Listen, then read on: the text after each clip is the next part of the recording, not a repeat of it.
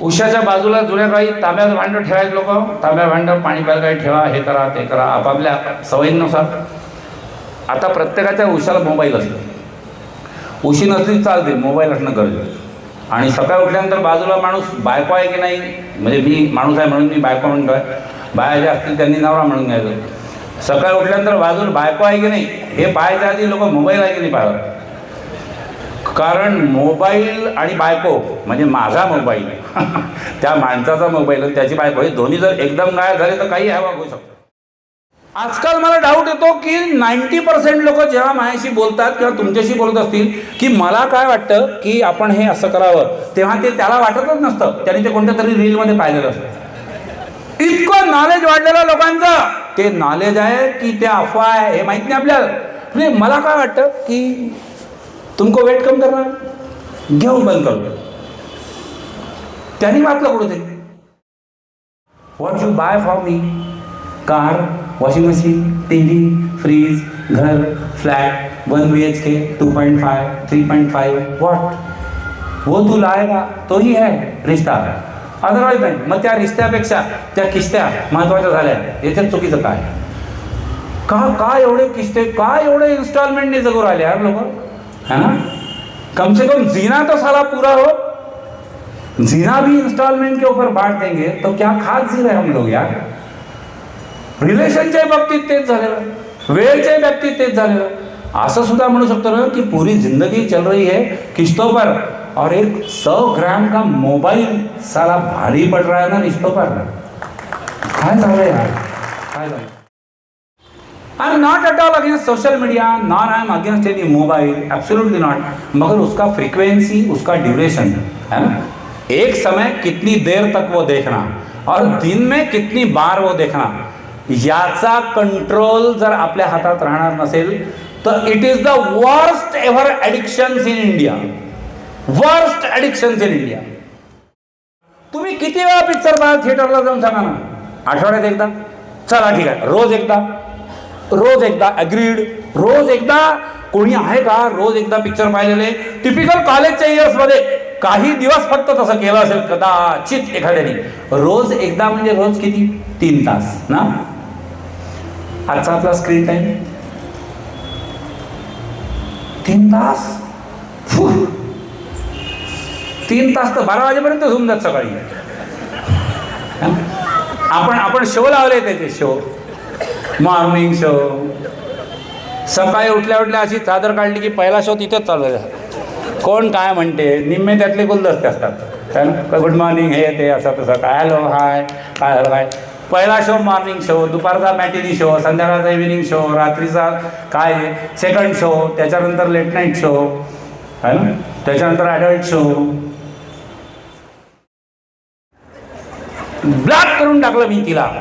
वाह, उफ, क्या बात. ऐसे मोबाइल के व्हाट्सएप से कोई मानते हो कोई इंसान किसी को ब्लॉक कर सकता है ना. कनेक्टिविटी कहाँ होती है मालूम है? त्या मोबाईलच्या 1.5 दमडीच्या 4 दांड्यांमध्ये फक्त कनेक्टिव्हिटी नाही आहे लाईफची. येस ना, कनेक्टिव्हिटी इथं असतं रे, कनेक्टिव्हिटी इथं असतं. आणि हा तुमचा अनुभव असेल, ज्याला ब्लॉक केलं आहे ना 17 वेळा त्याचा मोबाईल उघडून तुम्हीच बघता. यंग जनरेशन करता बोलतं, म्हणजे काही सिनियर एजचे असू शकतील त्याच्यात. जमाना बदलता. मोबाइल ही अकेला है जो उसके मालिक का कैरेक्टर जानता है. क्या एज की बात करे कोई, क्या प्रोफेशन की बात करे, क्या क्वालिफिकेशन की बात करे. मोबाइल ही है अकेला जो अपने मालिक के कैरेक्टर के बारे में जानता है.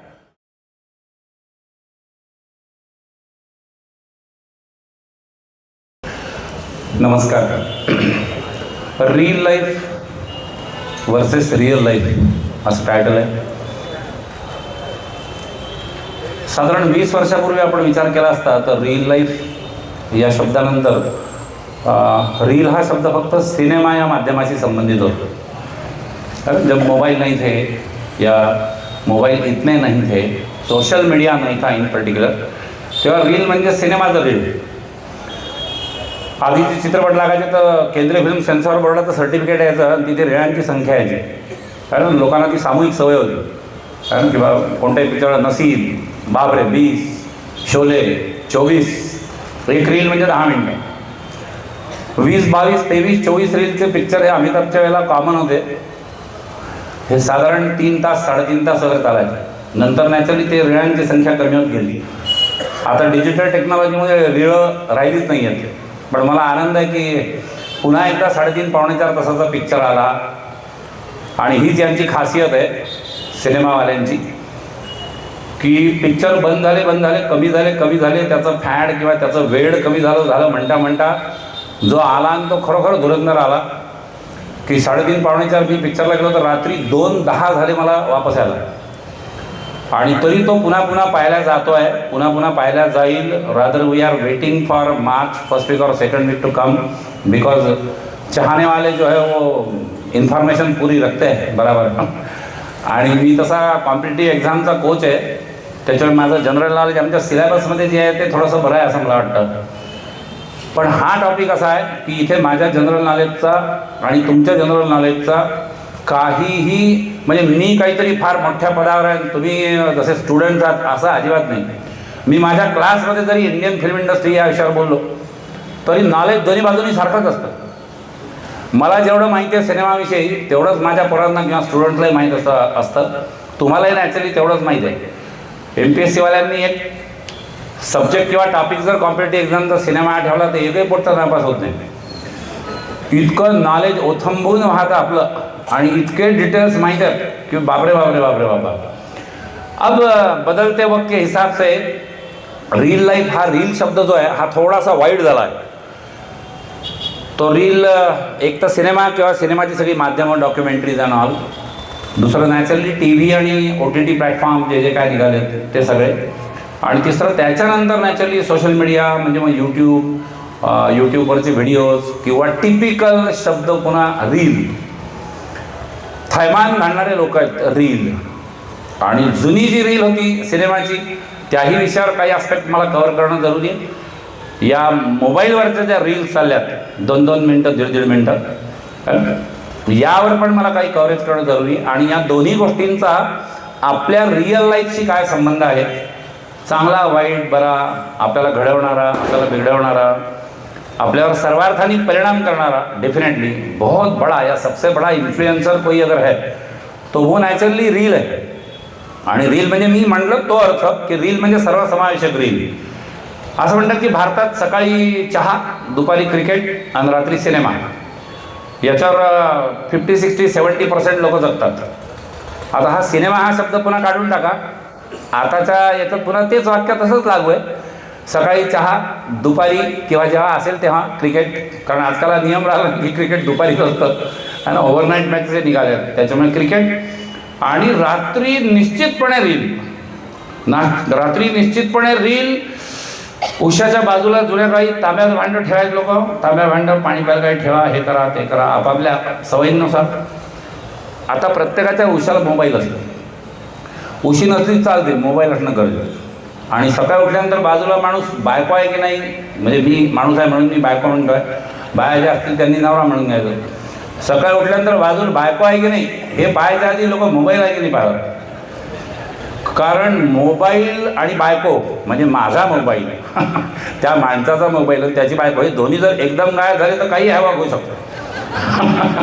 त्याच्यामुळे मोबाईल हे इतकं महत्त्वाचं हे झालेलं आहे. आणि मोबाईल हा आपण त्या रीलचं प्रतीक म्हणून मानणार. फिल्म इंडस्ट्री की बात करेंगे तर यार ग्रेट लोक आहेत हे. यक्ष गंधर्व म्हणतो आपण तसे टॅलेंटेड लोक आहेत, अफाट टॅलेंटेड लोक आहेत. आणि काल्पनिक विश्व आहे. सगळ्या स्टोऱ्या कल्पनेतूनच निर्माण होतात, सगळे चित्रपटही कल्पनेत निर्माण होतात, गाणी लिहिणारे त्यांच्या कल्पनेतूनच लिहितात, संगीतकारही न चोरलेली असेल तर स्वतःच्या कल्पनेतूनच ट्यून निर्माण करतात. तर everything is imaginary and virtual. आणि हे त्याच्यामुळे काही लोकांना हे खोटं वाटू शकतं, बेगडी वाटू शकतं, कल्पनेतलं वाटू शकतं, इमॅजिनरी किंवा व्हर्च्युअल वाटू शकतं. नावांपासूनच गोंधळ आहे. आजकाल याच्यात बरीचशी इम्प्रूव्हमेंट झाली आहे, पण जुन्या काळचे फिल्मी सिताऱ्यांचे नावं जर पाहिले तर एखादंही नाव खरं नाही. आणि त्यांचे खरे नाव जर सांगितले तर हे काय करतात, म्हणजे हे व्यवसायाने कोण असतील असं तुम्ही इमॅजिन करून पाहता तुम्ही कन्फ्यूज व्हाल.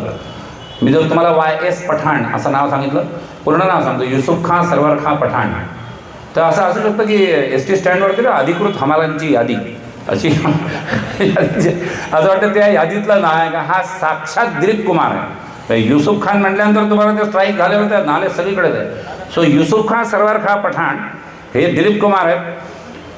हरिभाई झरीवाला असं नाव म्हटलं तर हा लांड्रीवाल्याच्या बाजूला रफू काम करणारा माणूस वाटतो. फार तर फार छत्र्यांची दुरुस्ती करणारा माणूस वाटू शकतो, किंवा ते ज्वेलरच्या बाहेर बसतात ना मणी मंगळसूत्र आले, तसा कोणीतरी माणूस वाटतो. हा संजीव कुमार आहे. हरिकृष्ण गोस्वामी, हरिकृष्ण गोस्वामी असं नाव म्हटलं तर ते गुलाबी कपड्यांमध्ये लोक पाहिले आहे ना, मोठ्या शहरांमध्ये काही काही विशिष्ट मंदिरांच्या समोर ते गुलाबी रंगाच्या कपड्या घालून ते गीतेवरचं साहित्य विकणारे लोक आहेत आहे ना, तसा कोणीतरी हा असेल बा, हरे राम हरे कृष्ण संप्रदायाचा माणूस असं वाटतं. हा मनोज कुमार आहे, हरिकृष्ण गोस्वामी. अंबुताई पवार म्हटलं तर चौकावरची आपली एखादी भाजीवाली मावशी जी आहे ती आपल्याला आठवू शकते, ही ललिता पवार आहे. कांताबाई किशोरचंद्र बलसारा असं नाव मी म्हटलं तर नॅचरली तुम्हाला माहेश्वरी किंवा अग्रवाल मंडळाच्या म्हणजे महिला मंडळाच्या कोणीतरी अध्यक्षा वगैरे आहेत असं वाटतं. या निरूपा रॉय होत्या, फिल्म इंडस्ट्रीच्या माचा एक काय मापदंड किंवा बेंचमार्क ज्यांनी एस्टॅब्लिश केला. त्याच्यानंतरही असंख्य आल्या, त्याच्या आधी पण असतील, पण म्हटल्यानंतर फिल्म इंडस्ट्रीची जी आठवते ती नॅचरली निरूपा रॉय. ऐसे बहुत सारे लोक आहे. आभास गांगुली, कुमुद गांगुली अशी नावं म्हटली तर छान नीट भांग पाडून व्यवस्थित पावडर लावून डब्बा बाटली वॉटर बॅग घेऊन शाळेला जाणारी 2 मुलं वाटतात, किंवा एक मुलगा आणि एक मुलगी. पहिली गोष्ट ही की ती बहीण भाऊ असे नाही आहेत, ते भाऊ भाऊ आहेत. आणि आभास कुमार गांगुली म्हणजे नॅचरली चक्क किशोर कुमार, आणि कुमुद कुमार गांगुली म्हणजे नॅचरली चक्क अशोक कुमार. तो ये नाम से ही गडबड आहे, हर जगह नाम से. सईद अहमद असं नाव घेतलं तर रस्त्यावर उभं राहून कोणीतरी कंगवे विकणारा माणूस वाटतो.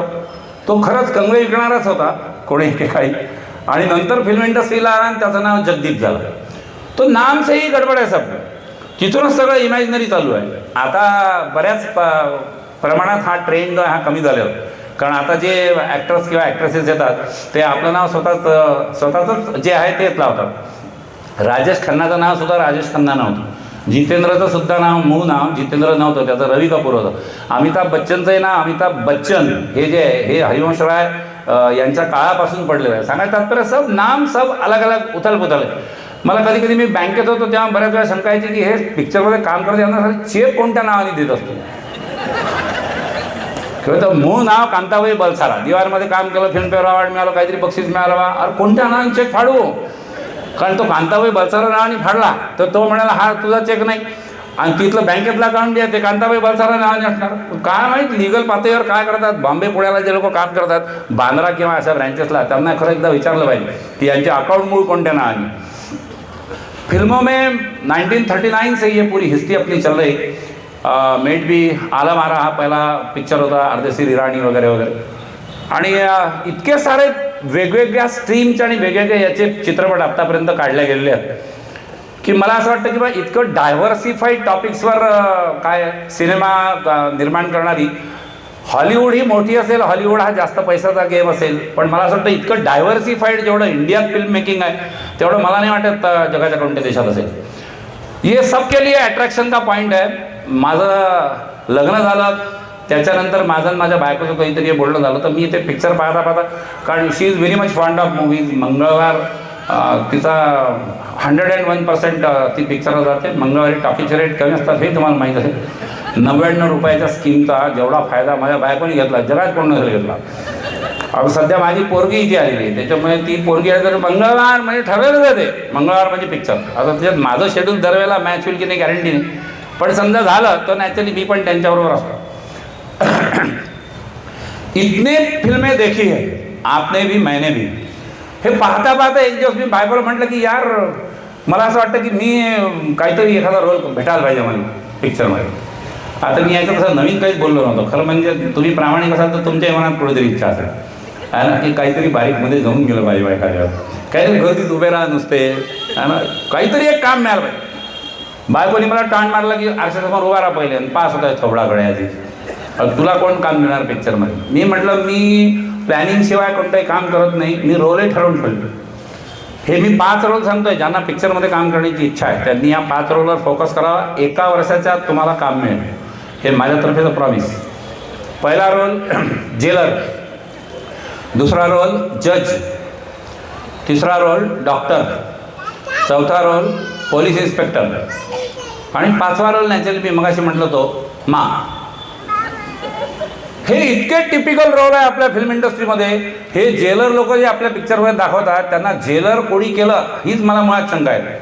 ते समाजसुधारक वगैरे या कॅटेगरीत यायला पाहिजे.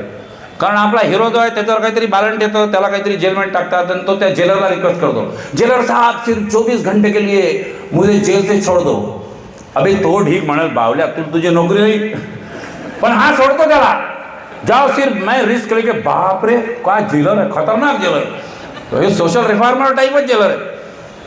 डॉक्टरचा रोल सगळ्यात चांगला आहे असं मला वाटतं, माझ्याकरता सगळ्यात चांगला. मी दाढी काढून टाकीन, चष्मा थोडासा बारीक रिंगचा लावीन, गळ्यात स्टेथोस्कोप टाकीन, एक ॲप्रन जो आहे तो नॅचरली घालून घेईन, ते तर कॉस्ट्युमवाले देतील ना.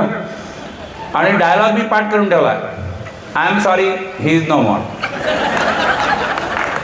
एवढा एकच डायलॉग लेटेस्ट धुरंधरपर्यंत बघा. आता फिल्म मेकिंग इतकं फास्ट झालं की त्याच्यात डॉक्टर फॉक्टर दाखवलात ते तो मेला हे डायरेक्ट त्या दियावूनच कळते आपल्याला क्या डायरेक्शन आहे. म्हणजे तुझ्या माला त्याचे पैसे वाचले. अरे तो छोटासा रोल कोणा तरी I am sorry he is no more. इतके डॉक्टर लोक कोणत्याही पिक्चरमध्ये आले की ते आले, कोणीतरी तिथे पडलेला आहे म्हणजे झोपलेला आहे, असा डोळा करून पाहिलं, असा डोळा करून पाहिलं, असं काहीतरी नाडी तपासली, I am sorry he is no more, फडकं टाकलं, गेले.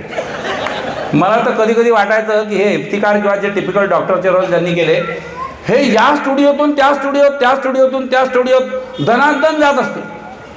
दरवेळेला तिथे वेगळाच माणूस असेल त्या त्या पिक्चरच्या स्टोरीनुसार. आणि हे गेले की यांचं काम एवढं, आले ठकक ठकक, I am sorry he no more, चादर टाकली, गेले. दिवसभरात 5-5, 6-6 I am sorry no more करतात. माझे इथले डॉक्टर आहेत म्हणजे फॅमिली डॉक्टर म्हणजे डॉक्टर लोटे, त्यांच्याकडे मी जेव्हा केव्हा जातो तर इतक्या वर्षांपासून ते माझे डॉक्टर आहेत, फॅमिली डॉक्टरच म्हटलं मी.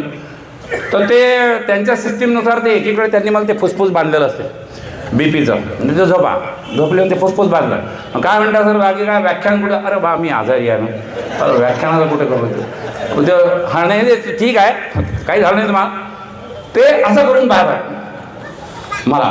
आणि त्यांनी माझे डोळे असे केले की मला ते वाक्य आठवते, I am sorry he is no more. म्हणजे त्यांनी जे माझं बीपीचं रिडिंग घेतलेलं असतं मी घरी आल्यावर ते 5-5 कमी करून सांगतो. तिथे जर समजा 140 काय 85 आलं तर मी म्हणतो नॉर्मल आहे, कारण हे 10 जे वाढले ते त्या याचा इफेक्ट आहे. I am sorry is no more. जज इतका काय म्हणूया अजिबात चेहऱ्यावर भाव नसलेलं दुसरं कोणतंच कॅरेक्टर नाही. आता जजेसचा रोलही तसाच असतो. कोर्टातही जजेस पाहिले तर त्यांच्याही चेहऱ्यावर तर काही फार भाव हलत असेल असं मला वाटत नाही. पण जजेस हे इतके निर्विकार दाखवतात की हा माणूस आहे की पुतळा एवढी शंका आहे. आणि त्यांचे 2-3 ठरलेले वाक्य आहे, ते हातोडं उचलायचं, ऑर्डर ऑर्डर. त्याच्या आधी लोक हो कल्ला हल्ला काहीतरी, ऑर्डर ऑर्डर. फारच जास्त झालं तर त्याच्या पलीकडे ऑब्जेक्शन सस्टेन आणि ऑब्जेक्शन ओव्हररूल्ड. जिंदगीत कोणाला समजत नाही की म्हणजे काय. अबे सस्टेन म्हणजे बोलू देते हा का, ओव्हररूल्ड म्हणजे घरी जा, काहीच समजत नाही. बस तेवढाच रोल फक्त ठरलेला. अब आप ऐसा हसेंगे तो इसे अदालत की तौहीन माना जाएगा. मी जजचा डायलॉग पुढे कंटिन्यू करू आलो, तुम्हाला नाही म्हणून आलो. ठरलेले डायलॉग आहेत, ठरलेले रोल आहेत. कोण नाही कर सकता ये रोल. यार मी इतका अभ्यास करून ठेवला आहे, या रोल करता तरी मला घ्या. इन्स्पेक्टरचा रोल दबंग किंवा असे सिंगम असे जे पोलीस डिपार्टमेंटवरच पिक्चर निघाले हे जर बघाले तर ठरलेला आहे. सगळ्यात शेवटी यायचं बस तो तिकडे आय एम सॉरी नो मोर, हा इकडे यू आर अंडर अरेस्ट. ते एक प्लास्टिकची घंगरडी दाखवली यू आर अंडर, आणि सगळं झाल्यावर येते पोलीस. हे रिअल लाईफमधून रिअल लाईफमध्ये चाललंय की रिअल लाईफमधून रिअल लाईफमध्ये येत आहे. सगळं झाल्यावर पोलीस नाही है ना. ऐसे मैंने कहा ना थोड़ी देर पहले कि हे सगळं कल्पनेतलं आहे, हे सगळं भ्रामक आहे, हे सगळं काय इल्यूजरी है. मेरे को नहीं लगता ऐसे है. अपनी अपनी ज़िंदगी में जब कुछ होता है तो उसके ऊपर से फिल्में बनती, और फिल्मों में हम जो कुछ देखते उसको शायद कॉपी करते करते अपने ज़िंदगी के कुछ लेसन वो भी शायद हम कर सकते हैं. Real life and real life are very closely correlated to each other, एक दूसरे से वो काफ़ी अच्छे से संबंधित है। Real life and real life they are very closely connected to each other. माँ हा अत्यंत भावनिक किनार असलेला रोल आहे। चित्रपटांमधली माँ हा वेगळा विषय आहे, तसा माँ हा कोणाच्याही भावनेचा विषय असू शकतो, पण पिक्चरमधली माँ ही इतकी इंटू इन्व्हर्टेड कॉमा माँ किंवा टिपिकल माँ असते। आनंदी माँ, सुखी माँ ही मी रीमा लागू येईपर्यंत पाहिली। निरूपा राय, दुर्गा खोटे, त्याच्या आधीच्या जेवढ्या होत्या, लीला मिश्रा, या माँ म्हणजे भयंकर परिस्थितीत आहेत, फारच भयंकर परिस्थिती। त्यांची तब्येत कधीच ठिकाची नसते, त्यांना परमनंट खासी झालेली असते। बरं, त्यांना खासीशिवाय दुसरा रोग कधीच होत नाही। अरे मेरी खासी की दवा तो लेके आना, या सगळ्या माँ प्रचंड रंजल्यात आणलेल्या पीडित वगैरे असतात। या मांचा नवरा म्हणजे पिक्चरमधला मांचा नवरा हा नेहमी बोगस माणूस असतो, म्हणजे आपल्या हिरोचा बाप है ना, तो एक तर फरार झालेला असतो, नाही तर फरार होणार असतो। त्याच्यावर काहीतरी खोटं बालंट येते, खोटा आ येतो, तो तुरुंगात जातो, आणि ही माँ खोकलत खोकलत खोकलत काहीतरी कारनामे करते। सगळ्या या माँ आपल्या पोरांना वाढवण्यासाठी एकच व्यवसाय करतात, 90% वेळेला त्या शिलाई मशीनच चालवतात। इतके कपडे यांना शिवायला कोण आणून देतं, गंभीर विषय आहे। कोणत्या गावात राहतात की तिथे दुसरे टेलर नसतात किंवा असतात काय माहीत नाही, पण हे माँचं एक कॅरेक्टर ते तसंच उभं केलेलं आहे। तो ये 5 रोल ऐसे है ना कि इतनी बार इतनी मूवीज या इतनी फिल्में आई, मगर ये 5 कैरेक्टर वैसे के वैसे बार बार रिपीट होते गए। मी म्हटलं तसं आता कालमान परत्वे याही रोल्समध्ये ऑब्व्हियसली आज बदल होत आहेत। जसं पोलीस इन्स्पेक्टरच्या याच्यावर म्हणजे पोलीस करिअरवर किंवा पोलीसच्या जॉबवर अत्यंत चांगले आणि महत्त्वाचे म्हणजे सेंट्रल आइडिया ती ठेवून नॅचरली चित्रपट निघाले। इसमें बहुत सारे हीरो आए, इसमें बहुत सारे डायरेक्टर्स आए, इसमें बहुत सारे लिरिसिस्ट आए, याच्यात खूप मोठे मोठे संगीतकार आले, याच्यात खूप मोठे मोठे कॉमेडियन्स आले। किती मोठी परंपरा, बाप रे बाप बाबा। आणि यातले कितीतरी लोक सगळे सगळे प्रचंड टॅलेंटेड होते, यातले काही काही भयंकर कलंदर होते, यातले काही काही तितके बिलंदरही होते।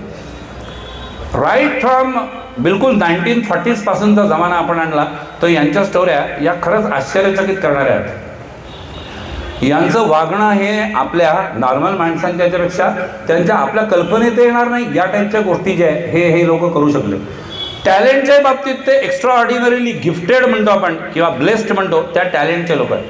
काही काही किस्से यांच्या करंदरपणाचे, यांच्या टॅलेंटचे किंवा यांच्या बिलंदरपणाचे जे ते सांगण्याचा प्रयत्न करतो। सैगल हा सगळ्यात पहिला बेस्ट सिंगर मानला गेलेला गायक इंडियन फिल्म इंडस्ट्रीमध्ये होता। बघ नॅचरली मोहम्मद रफी किंवा काय म्हणूया किशोर कुमार किंवा मुकेश किंवा आता एकदम लेटेस्ट आले तर श्रेया घोषाल, अरिजित सिंगपर्यंत आपण सगळे आलो। सैगल हा तेव्हाचा सर्वोत्कृष्ट गायक होता आणि सैगल हा सैगलच होता। तो म्हणेल तीच दिशा, तो म्हणेल तेच सगळं, कारण he was the boss no doubt and he was very much talented. कोणतं तरी त्याचा तानसेन नावाचा चित्रपट आला तर पत्रकारांनी, तेव्हाच्या सिनेपत्रकारांनी लिहून ठेवलं होतं की तानसेन हे तुम्हाला माहिती आहे अकबराच्या ह्याच्यातलं कॅरेक्टर आहे तानसेन हे, आणि तानसेन तर दीप राग म्हटला तर दिवे लागतात किंवा काय मेघमल्हार म्हटला तर पाऊस पडतो वगैरे या टाईपच्या आपल्या शास्त्रीय संगीताची संकल्पना, आणि त्या चित्रपटात ते तसं दाखवलं गेलं होतं। पत्रकारांनी त्या चित्रपटाचं परीक्षण करताना तेव्हा लिहून ठेवलं होतं कि यार ये ऐसा होता है कि नहीं होता है हमको तो नहीं मालूम, मगर वो गाना गाने वाला है ना, ते गाणं म्हणणारा हा जर सैगल असेल, कोणते गीत तो काय दीपराग असो नाही तर काय मेघमल्हार असो, जर तो सैगल असेल तर दिवे लागू शकतात बास, त्याने जर मेघमल्हार म्हटला तर पाऊस पडू शकतो बास। इतकं लोकांवरचा त्याचा इन्फ्लुएन्स जो आहे तो इतका प्रचंड होता। हा असा सैगल किती त्याच्या स्वभावाच्या याच्यानुसार कलंदर वृत्तीचा होता हे सांगतं। गौतमपत सिंघानिया, आजकाल तुम्हाला रेमंड ही कंपनी माहीत आहे ना, रेमंड म्हणजे सिंघानिया कंपनी, म्हणजे सिंघानियाच कंपनी। पदमपत सिंघानियांच्या घरी त्याला त्यांच्या मुलीचं काहीतरी लग्न होतं म्हणून संगीताचा काहीतरी एक जलसा ठेवायचा होता। हा कार्यक्रम ठरलेला होता, 25,000 रुपये त्याची बिदागी जी आहे ही सैगलची ठरलेली होती। आणि त्याच्या आदल्या दिवशी तो गणपत नावाचा एक त्यांच्या स्टुडिओमधला एक कामगार जो आहे तो नॅचरली आला आणि त्यांनी सैगलला रिक्वेस्ट केली की त्याच्या पोरीचं लग्न आहे तर मी पत्रिका द्यायला, पण आता गरीबाच्या घरी तुम्ही काय याल बा, तुम्ही तर काही येणार नाही वगैरे वगैरे. तर तो म्हणला की बा नाही नाही का नाही येणार. आणि इट हॅपन्ड. 25,000चा ठरलेला कार्यक्रम जो आहे हा बाजूला ठेवून सहगल परळच्या कामगार चाळीत गेला. तो त्या गणपतच्या घरी त्याच्या चाळीत गेला आणि त्याच्या घरी जमिनीवर बसून त्यांनी 2 तासाची मैफिल केली. ऑब्व्हियसली हे सांगायचं कारण नाही की या मैफिलीचं त्याला कोणतेही पैसे किंवा हे मिळणार नव्हते आणि ते न मिळता 25,000 जे मिळणार होते त्याचं नुकसान नॅचरली त्यांनी करून घेतलं होतं. पण this is very common for this people. एक आर्टिस्ट जो रहता ना, उसका दिमाग का टॅलेंट और उसका दिल का सोचना हे कॉम्बिनेशनच इतकं वेगळं असतं की कॉमन माणसाला हे पचनी पडणंही शक्य नसतं, त्याला ते फॉलो करणंही शक्य नसतं आणि त्याला ते समजणं किंवा अंगवळणी पडणं तर नॅचरली अजिबात शक्य नसतं. सो इतने ऐसे ऐसे लोग और इतने ऐसे अनगिनत इनके किस्से हैं. राजेंद्र कृष्ण नावाचा गीतकार, यूँ हसरतों के दाग मोहब्बत में धो लिए गाणं तुम्ही ऐकलं असेल, किंवा जहाँ डाल डाल पर सोने की चिड़िया करती थी बसेरा हे गाणं तुम्ही निश्चित ऐकलं असेल. तर हा माणूस जो आहे हा स्टुडिओत जायला निघालेला. त्याला 10 वाजता तिथे प्रॅक्टिस आहे गाण्याची आणि त्यांनी प्रॉमिस केला आहे की मी गाणं घेऊन आज येतो. आणि हा घरून टॅक्सीतून निघाला. त्याच्याजवळ गाणं नव्हतं, त्याच्याजवळ त्यावेळेपर्यंत गाणं नव्हतं. हा टॅक्सीत बसला, त्याच्याबरोबर त्याचा एक मित्र होता आणि त्यांनी त्याचं सिगरेटचं पाकिट काढलं. त्याचा कागद जो आहे तो आतला फाडला पाकिट ते आणि त्याच्यावर गाणं लिहिणं चालू केलं. स्टुडिओच्या अर्ध्या रस्त्यात जाईपर्यंत या माणसानी त्या कागदावर तिथल्या तिथे ते गाणं लिहिलेलं होतं. उनको ये शिकायत है की हम कुछ नहीं कहते. जे माझ्या एजचे लोक आहेत त्यांना हे गाणं डेफिनेटली माहीत असेल किंवा आज 40 वर्ष झालं ते गाणं जिवंत आहे. त्यांनी ते गाणं लिहिलं आणि तो गाणं लिहिलं याच्यात इतका खुश झाला की गाना हो गया, मैंने मेरा प्रॉमिस पूरा कर दिया. त्या आनंदाच्या भरामध्ये त्यांनी हातातली सिगरेट आणि ते पाकिट हे खिडकीतून फेकून दिलं. कारच्या खिडकीतून त्यांनी ते फेकून दिलं आणि फेकल्यानंतर त्याच्या लक्षात आलं की आपण ते गाणं जे लिहिलं होतं ते पाकिटाचा कागद जो आहे हा आपण फेकला आहे. त्याच्याबरोबरचा मित्र त्याला म्हणाला की क्यों गाडी पीछे लेना क्या. बॉम्बेच्या ट्रॅफिकमध्ये गाडी मागे घेणं म्हणजे तिकडून युटर्न मारा आणि इकडून कोणत्या पुलाच्या खालून निघा हे परवडण्यासारखं नाही. त्याच्यापेक्षा तो म्हणला ट्रॅफिक इतना है, इधर से लौटना पुरता नहीं, दुसरं पाकिट फाड. त्यांनी दुसरं पाकिट फाडलं, दुसरा कागद सरळ केला आणि त्याच्यावर गाणं लिहिलं. त्याच्यावर जे गाणं लिहिलं ते वेगळंच गाणं होतं. हे आधी जे लिहिलं फेकलं हे गाणं नाही. मग त्याच्या मित्रांनी त्याला विचारलं की अरे मला हे कळलं की मागे का टॅक्सी घेऊ नको कारण ट्रॅफिक आहे, वेळ जाईल. अरे पण तू तेच गाणं का नाही लिहिलं. तर तो म्हणला तेच गाणं मी काय आठवण थोडी ना लिहिलं होतं. ते गाणं मी लिहिलं, गेलं. काय टॅलेंट असेल त्या माणसाकडे की एक फेकलं लिहिलेलं तिथल्या तिथे कागद काढून त्याच सिच्युएशनवरचं जे अपिलिंग होईल ते गाणं तसंच्या तसं पुन्हा दुसरं गाणं. या टाईपचे हे सगळे लोक आहेत. प्रचंड कलंदर, प्रचंड काही बिलंदर आहे. बिलंदरकीच्या स्टोऱ्या सांगायच्या तर किशोर कुमार बेस्ट एक्झाम्पल. अत्यंत म्हणजे तो काय करेल बिहेवियर अनप्रेडिक्टेबल. तुम्ही रिअल लाईफच चाललं आहे तर कपिल शर्माच्या याच्यामध्ये अमित कुमारची एक मुलाखत आहे ती ऐका तुम्ही. तर अमित कुमारच्या तोंडून किशोर कुमारचे किस्से जे आहेत त्याच्या लहानपणापासून त्यांनी जे त्याच्या वडिलांना पाहिलं त्याचे असंख्य किस्से तुम्हाला तिथे पाहायला किंवा ऐकायला मिळतील. ते तिथे उपलब्ध आहे. म्हणून तिथे जे उपलब्ध नाही आहे त्यातले काही किस्से मी सांगतो किशोर कुमारचे. किशोर कुमार हा ऑल इन वन माणूस आहे. म्हणजे major he is famous as a singer, पण तो निर्माता आहे, तो दिग्दर्शक आहे, तो लिरिसिस्ट आहे म्हणजे गीतकार आहे, तो संगीतकार आहे, नॅचरली तो गायक आहे, तो डायलॉग रायटर आहे, स्क्रीन प्ले रायटर आहे, स्टोरी रायटर आहे, तो सगळंच आहे ऑल इन वन. कोण एक फिल्म इंडस्ट्रीचा माणूस आय थिंक बंगाली कोणीतरी प्रथमेश बारुआ किंवा या टाईपचा कोणीतरी त्याच्या घराच्या जवळ आहे. हा याचं घर असं वरती आणि तो खिडकीतून त्या गॅलरीतून चक्रा मारतो. क्यों प्रथमेश दा क्या चल रहा है. त्यांचं बंगाली भाषेत काहीतरी बोलणार. क्या किशोर तू अपसेट दिख रहा है, क्या हुआ. तो म्हणला कि नहीं मैं अपसेट हूँ, मुझे जाना है शूटिंग के ऊपर, मगर उधर बहुत झगड़ा चल रहा है तो मैं समझ नहीं रहा हूँ कि अब क्या होगा आज. मतलब किसका झगड़ा चल रहा है. तो वो प्रोड्यूसर डायरेक्टर का आपस में झगड़ा चल रहा है. तो झगड़ा काय का चल रहा है. तो डायरेक्टर म्हणतो, किशोर कुमार म्हणे की तो डायरेक्टर म्हणतो की ये सेट ऐसा होना चाहिए, वो सेट ऐसा होना चाहिए, म्हणजे खर्च वाढेल. तो प्रोड्यूसर म्हणतो इतना बजट ही नहीं है, इतना बजट ही नहीं है. तो म्हणतो ठीक है, डायरेक्टर का जो कहना है, अगर उसको लगता है स्टोरी के हिसाब से अच्छा सेट होना है, तो बोलो डायरेक्टर कौन है ये तो बता. तो बोलो डायरेक्टर मैं ही हूँ. मग आता याचं म्हणणं आहे की बा सेट मोठा पाहिजे, जास्त पैसे जातील. प्रोड्यूसर तेव्हा नाही म्हणतो, म्हणजे प्रोड्यूसर कोण आहे, वही तो प्रॉब्लेम है, मैं ही हूँ. एकीकडे हे फनी वाटत आहे, पण काय कॅटेगरीचा माणूस होता की तो प्रोड्युसरही आहे, तो डायरेक्टरही आहे, आणि त्याच्यातला प्रोड्युसर आणि त्याच्यातला डायरेक्टर यांचं भांडणही होते. कि बा ये बोलता बड़ा सेट करो और वो बोलता नहीं नहीं इतना पैसा नहीं है. म्हणजे इंटरनल स्ट्रगल जो आहे तो. किशोर कुमार प्रचंड विलंदर होता. त्याच्या जोहूच्या घराला मागचं दार होतं, आणि कोणीही अनवॉन्टेड माणूस त्याच्या घरी जर आला आणि त्याच्या नोकरीने त्याला सांगितलं की हा अमका आला, आणि त्या अमक्या टमक्याला त्याला भेटायचं नाही आहे, तर हा पठ्ठ्या मागच्या दारात निघून जायचा आणि चौपाटीवर जाऊन बसायचा. तो तिथंच बसलेला 3 घंटे, बसला तर बसला, काही प्रॉब्लेम नाही. गाणं ठरवायला कोणी आलं कि किशोरदा नई फिल्म निकल रही, उसमें आपको साइन करना है. प्रचंड विलंदर. बारीकमध्ये मुंडी झोकून तो प्रोड्युसरला विचारायचा किंवा म्युझिक डायरेक्टरला कोण कोण आहे और मेरे साथ कौन गा रहा है. मग एक तर लता नाही तर आशा. अब लता मंगेशकर किंवा आशा बोलतो. लता कितना ले रही है, पैसा पैसा, लता कितना ले रही है. लता समजा 20,000 घेते, मेरा 1 रुपया जादा. फक्त हे सांगण्याकरता की मी लता मंगेशकर पेक्षा जास्त पैसे घेतो बा. प्रचंड विलंदर माणूस. तो ॲक्टरही होता. एका शूटिंगच्या स्टुडिओमध्ये काम चालू, सीन असा की कारमध्ये तो बसतो. इमॅजिन करा की कारमध्ये तो बसतो, तिथून तो त्या स्टुडिओचं अंगण जे आहे, हे आपलंच अंगण आहे, त्या गेटपर्यंत तो येतो कार चालवत चालवत, आणि असा टर्न मार.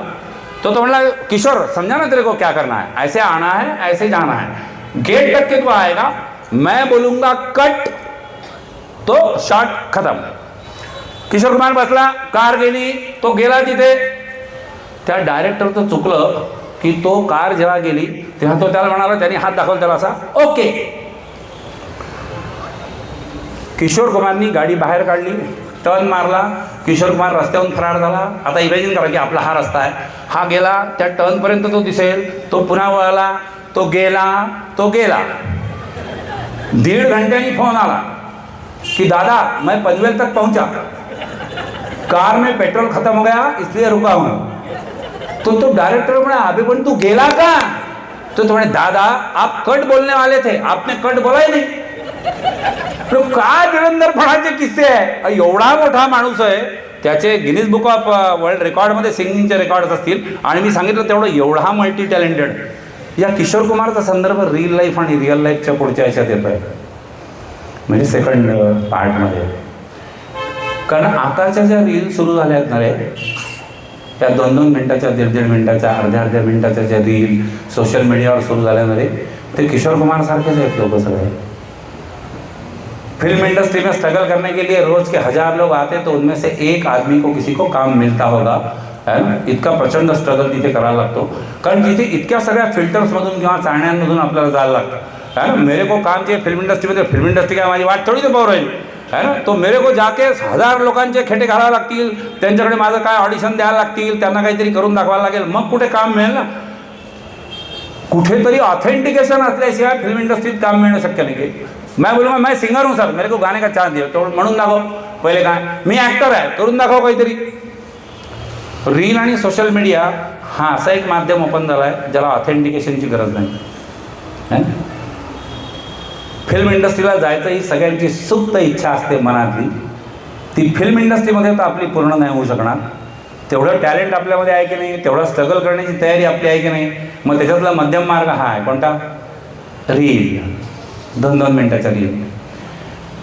मीच प्रोड्युसर, मीच लिरिसिस्ट, मीच कंपोजर, मीच स्क्रीन प्ले रायटर, मीच डायलॉग रायटर, पुढे चला, मीच कॅमेरामॅन, मीच एडिटर, सगळं मीच. म्हणून शेवटी होतं पाहणारा पण फक्त मीच. कारण कोणत्या फिल्टरमधून ते पासच नाही झालं अरे, आहे ना. तर त्याला क्वालिटी कंट्रोल येत आहे की नाही. फार तर फार माझे फॅमिलीवालेच येते, त्यांना म्हटलं वा वा फार छान केलं सतीश तू, असं मला माझी आई, मावशी, काकू, मामी जे काय, अरे हे तर म्हणणारच नाही.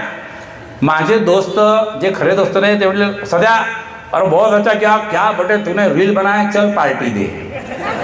म्हणजे मी रील बनवली हे खरं नाही, पार्टी भेटते तर तेवढ्यापुरतं म्हणाल का जात. जे खरेच असतात ते म्हणते ये धंदे बंद कर, तेरे बस का नाही आहे. तर हे रील का बनवतायत लोक? लोकांना प्रचंड एक्सप्रेस व्हायचं आहे. मी घरी खायची काही डिश बनवली याच्यापेक्षा मी कशी बनवली, मग ती बनवलेली डिश जी आहे ती डायनिंग टेबलवर इकडून एक कॅमेरा, म्हणजे एकदा इकडून कॅमेरा, एकदा तिकडून कॅमेरा, एकदा खाताना कॅमेरा, एकदा चावताना कॅमेरा, नंतरही लावते का सकाळी माहीत नाही. कशा करता कॅमेरा, कशा करता कॅमेरा. आपण काही करतोय याच्यापेक्षा आपण ते करतोय हे दिसणं लोकांना आणि दाखवणं.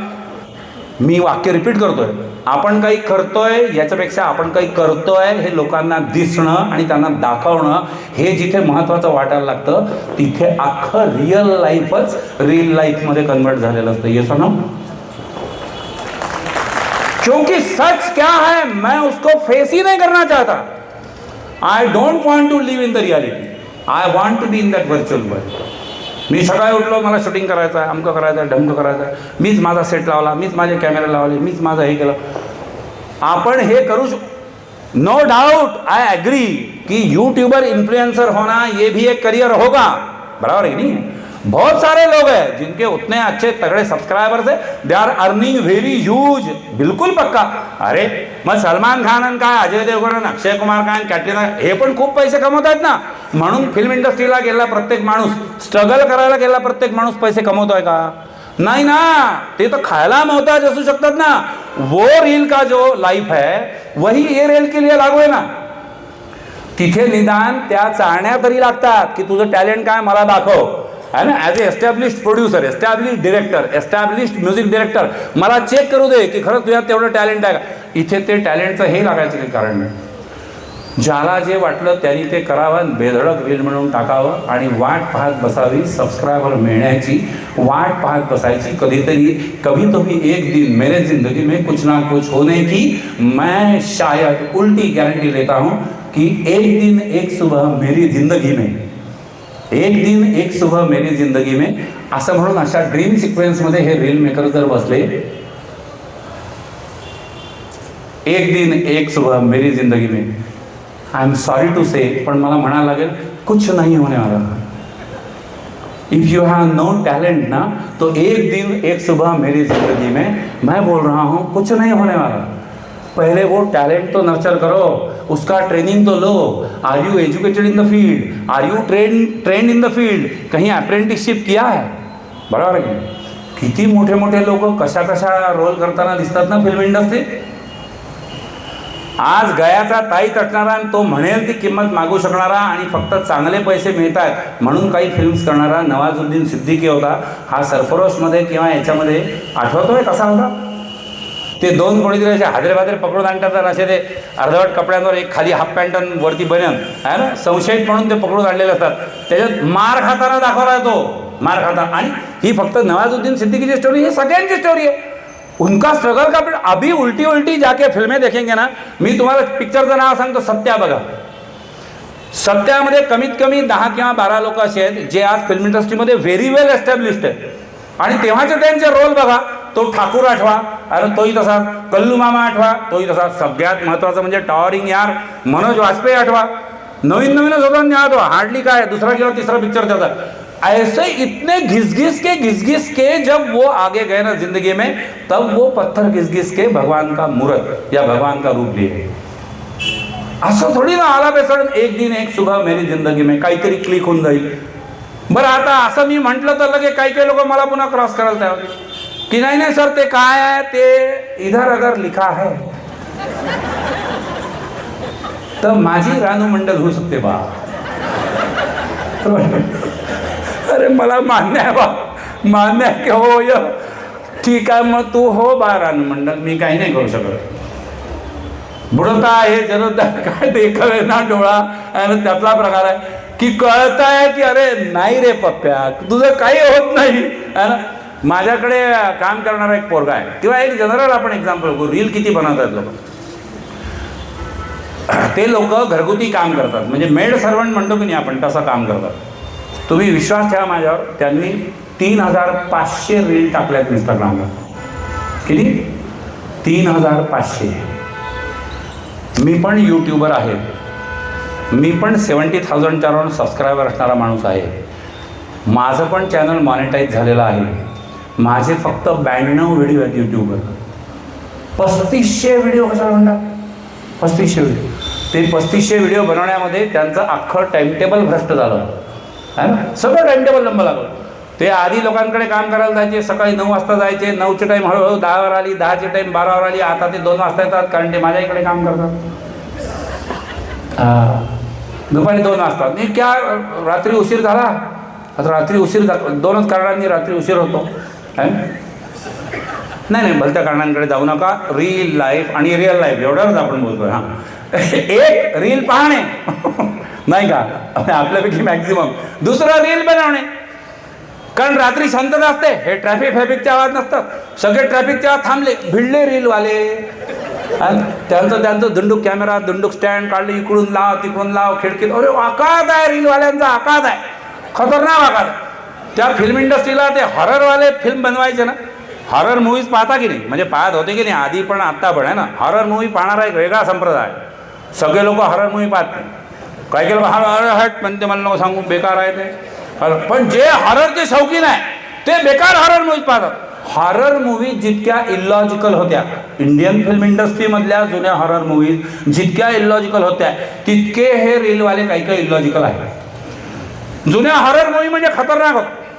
तो हिरो, ती हिरोईन, त्यांचे 4-5 मित्र, टिपिकल रामसे बंधूंचा कोणताही पिक्चर आठवणार बा. एक तर ती खानदान पूर्ण त्याच्यात होती. अरे Kumar Ramsay, Ram Ramsay, Shyam Ramsay, Keshav Ramsay, Gangu Ramsay, एक डायरेक्टर, एक प्रोड्युसर, एक लिरिक, सगळं घरचं काय होम प्रोडक्शन याला म्हणतात. सगळं घरच्या घरीच पैसे आहे सगळे, उरले तर. हां, नाही तर पिक्चरच्या शूटिंगमध्ये जेवण तर तसे होते. काय माहीत त्यांचं काय इकॉनॉमिक्स होतं बा. इतके भयान पिक्चर काढले तरी. पुराना मंदिर, पुरानी हवेली, हवेली में मंदिर, मंदिर में हवेली, सारं खतरनाक पिक्चर. आणि सगळे सारखे काय इलॉजिकल.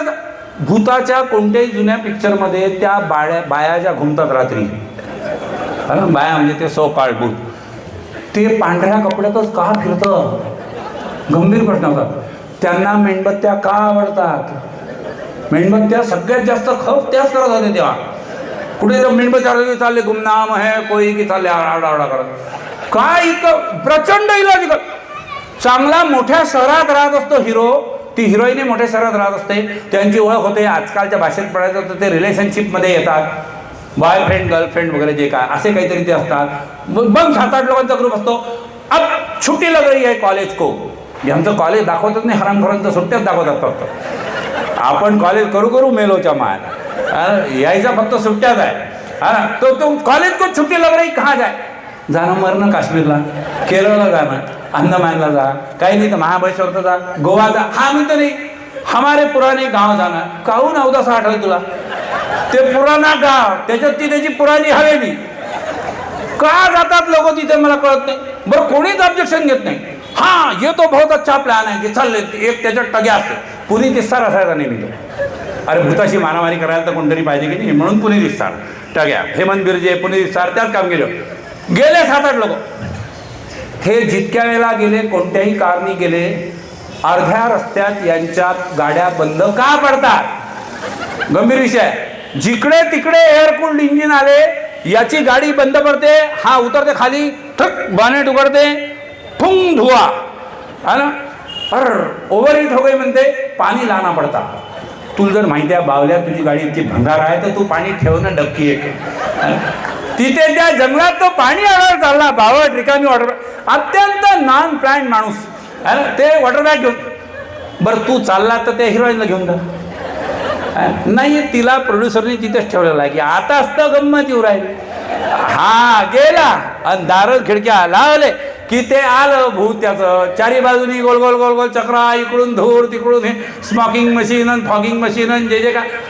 पोचले व हवेलीत पोचले. एवढी मोठी हवेली, भयान पालापाचोळा, हे ते सगळं टिपिकल असं एकदम. अशी हवेली. ठोकूनच राहिले दरवाजा. अरे कोई है? तू त्या शहरातून गावात आला, तुला माहित नाही इथे कोण आहे? कोई है, कोई कोण आहे, कोई कोण आहे? त्याच्या नावाने बोंबल ना भावल्या. कोई है? अरे कोई सुन रहा है, हे ठोकून दरवाजा. तिथे तो केअरटेकर कम वॉचमन ठेवलेला असायचा. हे दरवाजा ठोकत असताना त्यांनी कधीच दार उघडलं नाही. तो दार उघडून कधीच बाहेर आला नाही. तो त्या बाजूच्या गल्लीने यायचा असा, अशी हवेली, आणि तो असा इकडच्या गल्लीतून तो यायचा. तर दिवस रात्र काही असो, तो हातात कंदील आणि डोक्याला कानटोपी घालून यायचा. का त्याला हे बंधन तुम्हाला? बरं तू रात्रीची वेळ आहे तर कंदील आणला, तुला रस्ता पाहायला कंदील पाहिजे ना, झाल्या तू इथे काय कंदील धरू राहणार? म्हणजे खतरनाक इलॉजिकल धंदे होते, काहीच्या काही डेंजर. इथे कंदील धरून बोलो क्या चाहिए. अबे तुझ्या मालकाचा पोरगा आहे तो, ज्या मालकाची करोडोंची इस्टेट आहे, तुझी अवकात आहे, तू ह्या भाषेत बोलतात जे बोलो क्या चाहिए, तुम कोण हो. झालं गेले कसे तरी आत गेले, ती हवेली झाडली. रात्री त्यांच्या गप्पा टप्पा झाल्या, जेवण खाणं झालं, झोपायला गेले. तीच चूक पुन्हा, तीच चूक पुन्हा.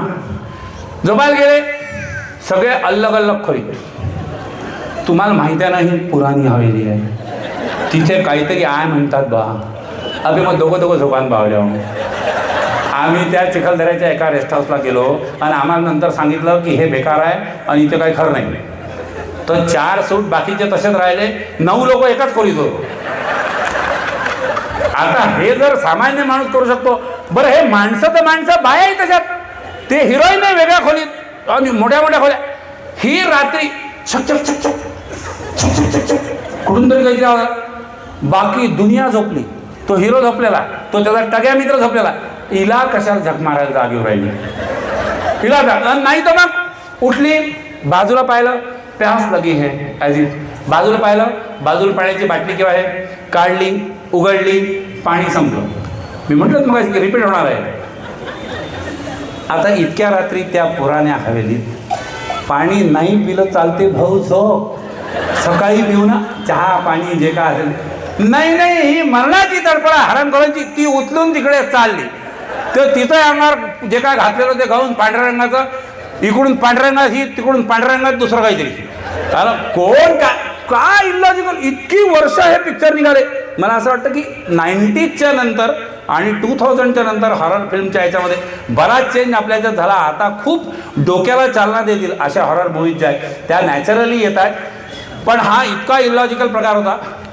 सेम इलॉजिकल प्रकार सध्या रिअल लाईफमध्ये चालला आहे, मोबाईलच्या रीलमध्ये. काय मोबाईलचे लोक रील बनवतात, आपल्याला तेवढाच धंदा आहे. हा एक रील पाहिली की बदलली, आवडली तरी बदलली, नाही आवडली तरी बदलली. नाही हे काय ना माहिती आहे, सिलेक्शन. आय एम द जज. समज रहा है तुमको? आय एम द जज. No I cannot tolerate. Next next. कुठली तरी आत ही अपूर्ण राहिलेली इच्छा आहे की मी कोणाला तरी सिलेक्ट करेन. बघू, नाही, नेक्स्ट नेक्स्ट नेक्स्ट. रात्री 11:30 वाजता सुरू झाला आहे. Next next. थोड्या वेळ पाहिलं 4:30, 11:30 ते 4:30. Next next. बरं त्या नेक्स्टमध्ये हा का पाहिल्याची गॅरंटी आहे का? बरं काय येईल आपल्या मोबाईलवर याची कोणालाच गॅरंटी नाही. अरे बा, आपल्यालाही गॅरंटी नाही. मोबाईलवाले काय टाकतील याची तर चुकूनही गॅरंटी नाही. काय टाकतील मोबाईलवाले आणि रीलवाले काय बनवतील, त्यांचे टॉपिकही अफाट, त्यांचं सगळंच अफाट. खतरनाक रील. सगळ्यात जास्त रील कशावर बनतात हे तुम्हाला माहीत आहे असं मी समजतं. कशावर बनतात? डाएट, न्यूट्रिशन हे सगळ्यात जास्त. 2 number health issue, 2 number health issue. 3 number naturally fitness आणि बाकीच्या गोष्टी. आणि मग बाकीचं कामाचं जे असेल ते. फिटनेस बनवण्याचं म्हणजे फिटनेसवर काय रील बनवणारा कंपाऊंडरही नसतो, डॉक्टर नाहीच. आणि बेधडक सल्ला असे मोफत भंडारा वाटल्यासारखे वाटू राहिले लोक. कल से गेहूं खाना बंद कर दो, ये ग्लूटेनिन ही है जिसने तुम्हारा सत्यानाश किया. वहाँ म्हणते गेहूं खाना बंद करो, दुसऱ्या दिवशी त्याचा बाप निघते ज्वार खाना बंद कर दो, यही है वो. ते पिक्चर कोणत्या टीव्हीवर होतं ना, यही है वो दरिंदा आधीच. त्या टाईपचे लोक. और तू गहू अभि जिंदगी झाली आमची, आम्ही गहू खाऊ राहिलो, कोणालाच काही झालं नाही गहू खाऊन, आता खाऊन होऊ राहिलं. पण बनवणारे बोगस आणि पाहणारे अंधश्रद्धाळू. आजकाल मला डाऊट येतो की 90% लोक जेव्हा माझ्याशी बोलतात किंवा तुमच्याशी बोलत असतील की मला काय वाटतं की आपण हे असं करावं, तेव्हा ते त्याला वाटतच नसतं, त्यांनी ते कोणत्या तरी रीलमध्ये पाहिलेलं असतं. इतकं नॉलेज वाढलेलं लोकांचं, ते नॉलेज आहे की ते अफवा आहे हे माहीत नाही आपल्याला. म्हणजे मला काय वाटतं की तुमको वेट कम करणार, घेऊन बंद करतो. त्यांनी वाचलं कुठं तरी हा डायटिशियन. लेटेस्ट आत्ता एक विमानाचा ॲक्सिडेंट झाला आहे ना, एक अहमदाबादचाही झाला मध्ये, एक आत्ता लेटेस्ट झाला आहे ना. तो विमानाचा ॲक्सिडेंट झाल्यानंतर पुढचे 15 दिवस अजूनही भारतातले 90% लोक एरोनॉटिकल इंजिनियर असल्यासारखे त्यांची मतं देऊ राहिले. बरोबर की एरोडायनॅमिक्स, येस येस आय नो. म्हणजे हा लहानपणापासून त्या फ्लाईट इंजिनियरचंच काम करू आपण. याला ब्लॅक बॉक्सचा कलर माहीत असेल की नाही मला गॅरंटी आहे, म्हणजे नसेलच माहीत गॅरंटी आहे. आता तो जळल्यानंतर तो काय असेल हा भाग लॉजिकल आहे, पण ओरिजिनली ब्लॅक बॉक्स जो आहे तो ऑरेंज कलरचा असतो का, त्याच्यात दुसरं कंपार्टमेंट, हे काही मतं मांडायला ज्ञानाची गरजच नाही आहे रीलवर. मला काय वाटते, मला असं वाटतं की ते असं झालं असेल.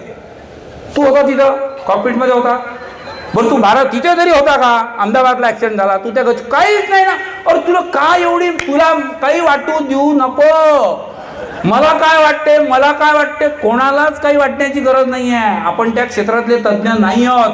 आणि मग आता हे फ्लाईटचा ॲक्सिडेंट किंवा हे काय म्हणूया क्वचित घडणाऱ्या या घटना, अबे गहू खायचा की ज्वारी, हे तर रोजची घटना आहे ना. पण त्याच्यावरही ओपिनियन घेऊन लोक जेडे धंदे करू राहिले. घुटनों का दर्द कल से ट्राय कीजिए कोरियन क्रीम, 8 दिन में घुटने गायब. हे बरोबर आहे. अबे 8 दिन में घुटने गायब, तर मग दर्द गायब आहे आपण. मग आता कोंड्याची जाहिरात करायची तर ती असा शॅम्पू लावा की बाल गायब मैं कोंडा गायब, प्रॉब्लेम सॉल्व. ओके. किती जाहिराती किती प्रकारच्या चालल्या आहेत. ये तेल आपको पीने की जरूरत नाही. वेगवेगळ्या दर्जाचे लोक आहे. हा सुद्धा आहे. नमस्कार भावांनो, पायटे चालतो वावरात, कापूस चालेल, मी सुमित्रा, सकाळपासून कापूस वेचला, आता जेवतो भावा. सुमित्रे काय केलं बा, ती चांगले काय पोळी गेली, भाकरी गेली का, वरण केलं, प्याले काही नाही का, प्याले आहे ना बापा पाणी, नाही तर मग टाक देतो. नेक्स्ट, ये तेल आपको पीने की जरूरत नहीं है, ये तेल आपको पीने की जरूरत नहीं है, ये तेल बस आपको नाभि में डालने की जरूरत है, इससे आपके 840 रोग दूर हो जाएंगे. बाप रे, 840 रोग दूर होऊन झालो, काय खतरनाक दूध. नेक्स्ट, बकरी ब्रांड तेल, टकले पर भी बाल उगाने की हमें. हाँ, ये इतना असरदार है कि लगाते वक्त सावधानी बरतिए. अगर कहीं पर भी लग गया सरदार तो बाल आ जाएंगे. त्याच्या खाली गोरिलाचा फोटो किंवा याच्यासारखे बाल. त्याच्यानंतर मग कोणीतरी हेही टाकतं की अनंत अंबानींचा मागून फोटो. अनंत अंबानी म्हणजे मुकेश अंबानींचा चिरंजीव, ज्याचं आता लग्न झालं, त्याचा असं वरतून घेतलेला असा मागून फोटो, त्याला टक्कल आहे. आणि त्याच्यावर त्याची कॉमेंट, इतना करोड़पति बाप अपने चहेते बेटे का जब कुछ नहीं कर सका, और एक हम है कि बकरी ब्रांड तेल पे आस लगा के बैठे हैं, जनहितार्थ प्रकाशित. चलो ठीक है, एक्सप्रेशन करने को हर किसी को जगह आहे. आणि मग आता याच्यात हे न टाळता येण्यासारखं आहे. सिलसिलामध्ये गाणं होतं, ये कहाँ आ गए हम, है ना, ये कहाँ आ गए हम ऐकलं असेल तुम्ही, ते अमिताभचे डायलॉगही आहे ना. ते ये कहाँ आ गए हमवर मी डान्स पाहिला एका सुविद्या आणि सुदृढ महिलेचा. देवीच्या नवरात्रात ते देवी अंगात आल्यावर बाया कशा नाचतात ना, तसा ये कहाँ आ गए हमवर तिचा डान्स आहे. आणि तिच्या 2 ओळी संपल्यानंतर मी इतका घाबरलो होतो की या ओळी संपल्यानंतर आता अमिताभचा डायलॉग आहे तर हिचा नवरा येते काय. पण नशीब तो नवरा याच्यात रील संपली किंवा मी नेक्स्ट केलं. हा इतका जो तमाशा चाललाय ना, मी त्याला वेगळ्या पद्धतीने घेतोय. पीपल वांट टू एक्सप्रेस, लोगों को बहुत कुछ बोलना है, लोगों को बहुत कुछ कहना है, और जब वो नहीं कह सकते किसी से या किसी के भी पास शायद जब फुर्सत नहीं है किसी का सुनने के लिए, तेव्हा लोग एक्सप्रेस होता है रील्समधून. कारण वेळ कोणालाच नाही आहे. रील बनवणाऱ्यांना नाही आणि रील पाहणाऱ्यांना नाही. आपण आपल्या आपल्या मोबाईलमध्ये जितके आहेत की आपल्याजवळ दुसरा वेळच नाही आहे. आपल्या बाजूच्याला काही बोलायचं आहे का, आपल्या घरच्यांना आपल्याशी काही बोलायचं आहे का, we just can't find time for that, क्योंकि मेरे पीछे ये टारगेट्स लगे, ये देखना है, वो देखना है, ये करना है, वो करना है, घर लेना है, मकान लेना है, गाड़ी लेना है, घोड़ा लेना है, अब उपलब्ध है आसान किस्तों पर, अब उपलब्ध है आसान किस्तों पर, किसी के भी लिए कोई सवाल नहीं पूछे जाएंगे. किस्ते किस्ते EMI है ना, EMI और सगळं. अब जिंदगी ही पूरी चल रही है किस्तों में. नॉट ओनली द थिंग्स यार, सिर्फ चीज़ें नहीं हैं, सिर्फ चीज़ें अवेलेबल नहीं हैं किस्तों के ऊपर. You can buy anything on the EMI according to so called ads. अब पूरी जिंदगी चल रही है किस्तों पर आणि म्हणून मग याचा परिणाम तो होणारच आहे. काय इसका असर होगा कहाँ, तो नॅचरली रिश्तों पर. कारण मला त्या ॲड महत्त्वाच्या आहेत. माहीत नाही की माझ्या रिश्तेवालीला पण त्याच ॲड महत्त्वाच्या आहेत. What you buy for me, car, washing machine, TV, fridge, घर, फ्लैट, 1 BHK, 2.5, 3.5, व्हॉट, वो तू लाएगा तो ही है रिश्ता, अदरवाईज नाही. मग त्या रिश्त्यापेक्षा त्या किस्त्या महत्त्वाच्या झाल्या. याच्यात चुकीचं काय, का एवढे किस्ते, का एवढे इन्स्टॉलमेंटने जगू राहिले यार लोक, है ना. कम से कम जीना तो साला पूरा हो. जीना भी इंस्टॉलमेंट के ऊपर बांट देंगे तो क्या खास जी रहे हम लोग यार. रिलेशनच्या बाबतीत तेच झालेलं, वेळेच्या बाबतीत तेच झालेलं. असं सुद्धा म्हणू शकतो ना की पूरी जिंदगी चल रही है किस्तों पर और एक 100 ग्राम का मोबाइल साला भारी पड़ रहा है ना रिश्तों पर. काय झालं यार, काय झालं. मोबाईल आपणच आणले आपल्या बिलवेडशी बोलायला की ते जेव्हा घरी नसतील किंवा कुठेतरी बाहेरगावी असतील. जुन्या काळी जो संपर्क होऊ शकत नव्हता तो आता व्हावा म्हणून. आणि आता माझा बिलवेड माझ्या बाजूला बसलेला असताना त्याच्याशी बोलावं हे मला वाटत नाही. मी कोणाशी बोलत असलो ॲश्युअर्ड नाही आहे मी की समोरचा माणूस माझ्याकरता प्रेझेंट आहे. कळलं मी काय म्हटलं. whenever I am talking face to face with anyone, I am not sure he is present for me. और जब फेस टू फेस वो अवेलेबल नहीं होगा या वो तुम्हारी बात नहीं सुन रहा होगा तो घर जाके रात को उसको एक व्हाट्सएप या कोई सोशल मीडिया के ऊपर मैसेज कर दो, वो अवेलेबल होगा. हाय बाय, काय म्हणतेस, काही तर नाही, तू कसा आहेस, मी बरा आहे, मी बरी आहे, व्हॉट एव्हर. ऑनलाइन शिवाय दुसरं चॅनलच बोलण्याचं उपलब्ध नाही. एज इज है ना. बाजू में कोई बैठा है या घर में कोई है, उससे बात करने के लिए हमारे पास वक्त नहीं है. फेस टू फेस आपण कोणाच करता उपलब्ध नाही आहोत, आपण फक्त ऑनलाईन उपलब्ध असतो. म्हणून मग लोकांनाही तो छंद लागला की अरे यार मला तिची आठवण येते. ही ती कोणी पण असेल, ही ती माझी बायकोही असू शकते, ही माझी आई असू शकते, माझी बहीण असू शकते, माझी पोरगी असू शकते, माझी मैत्रीण असू शकते, माझी ऑफिसमधली कलिग असू शकते. तिच्याशी मला कोणाशी, तिच्याशी त्याच्याशी बोलायचं आहे तर ती आहे का हे मी कुठे शोधायला लागलो आज, हे मोबाईलवर शोधायला लागलो. Yes boss, she is online. उफ, everyone is online, no one is in the heart ना. कितने करीबी, कितने क्लोज रिश्तों के बारे में भी जब हम ऐसा सोचने लगे या ऐसा सोचने के ऊपर मजबूर हो जाएंगे कि किसी को ढूंढना है तो कहाँ ढूंढे, कहाँ ढूंढे. अपने गली में, अपने घरों में, अपने गांव में, शहर में नहीं, उसको ढूंढना पड़ता सोशल मीडिया के ऊपर. 3 दिन तू दिखा नहीं, कहाँ, व्हाट्सएप के ऊपर या व्हाट्सएप फेसबुक के ऊपर, है ना. 3 दिवस तू दिसला नाही म्हणजे सोशल मीडियावर दिसला नाही. तसा तर दिसला असता तरी फरक नसता पडला ना. कारण फेस टू फेस जेव्हा तू येतो तेव्हा तर मी लक्षच देत नाही तुझ्याकडे, बरोबर की. हे या एजचे पोरं जे आहेत 3, 4, 5, 6 हे तुमच्या घरी आपण आपल्या सोयी करता त्यांना ते दिलंय. ते कसे ट्रेंड झालेत त्याच्यात याचा आपण नवरा बायको कौतुकही करतो एकमेकांचं, है ना. नवरा ऑफिसमधून आला, है ना, बायकोनी ते पोराला दिलेलं आहे.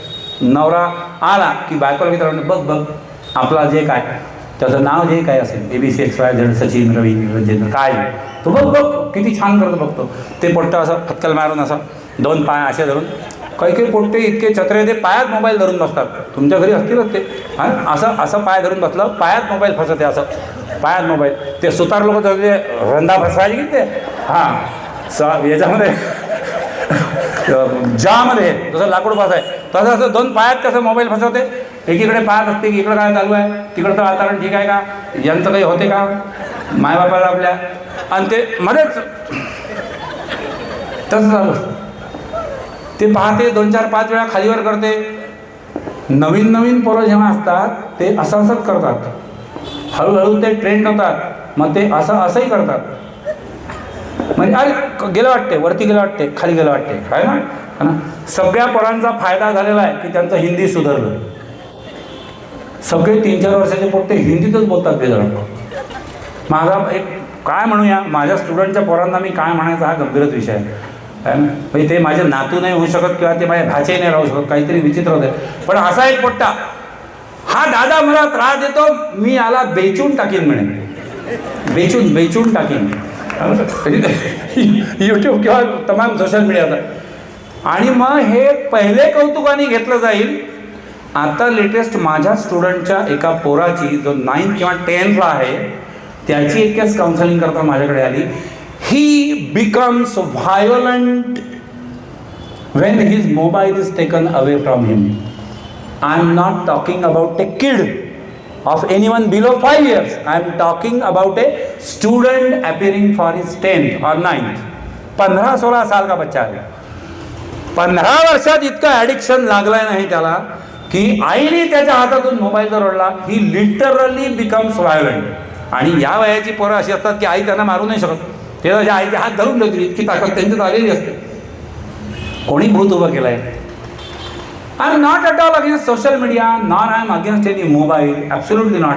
मगर उसका फ्रीक्वेंसी, उसका ड्यूरेशन है ना. एक समय कितनी देर तक वो देखना और दिन में कितनी बार वो देखना, याचा कंट्रोल जर आपल्या हातात राहणार नसेल तर it is the worst ever addictions in India. Worst addictions in India. Addiction cheaper than tobacco and बिडी, है ना. असं वाह्यात ॲडिक्शन आहे की जे बिडी आणि सिगरेट किंवा टोबॅको याच्यापेक्षा चीपर आहे, स्वस्त. It is dangerous than alcoholism. आणि I remind you, it is deadly और deadlier than mephedrone and all the drugs. बिल्कुल पक्का, बिल्कुल पक्का.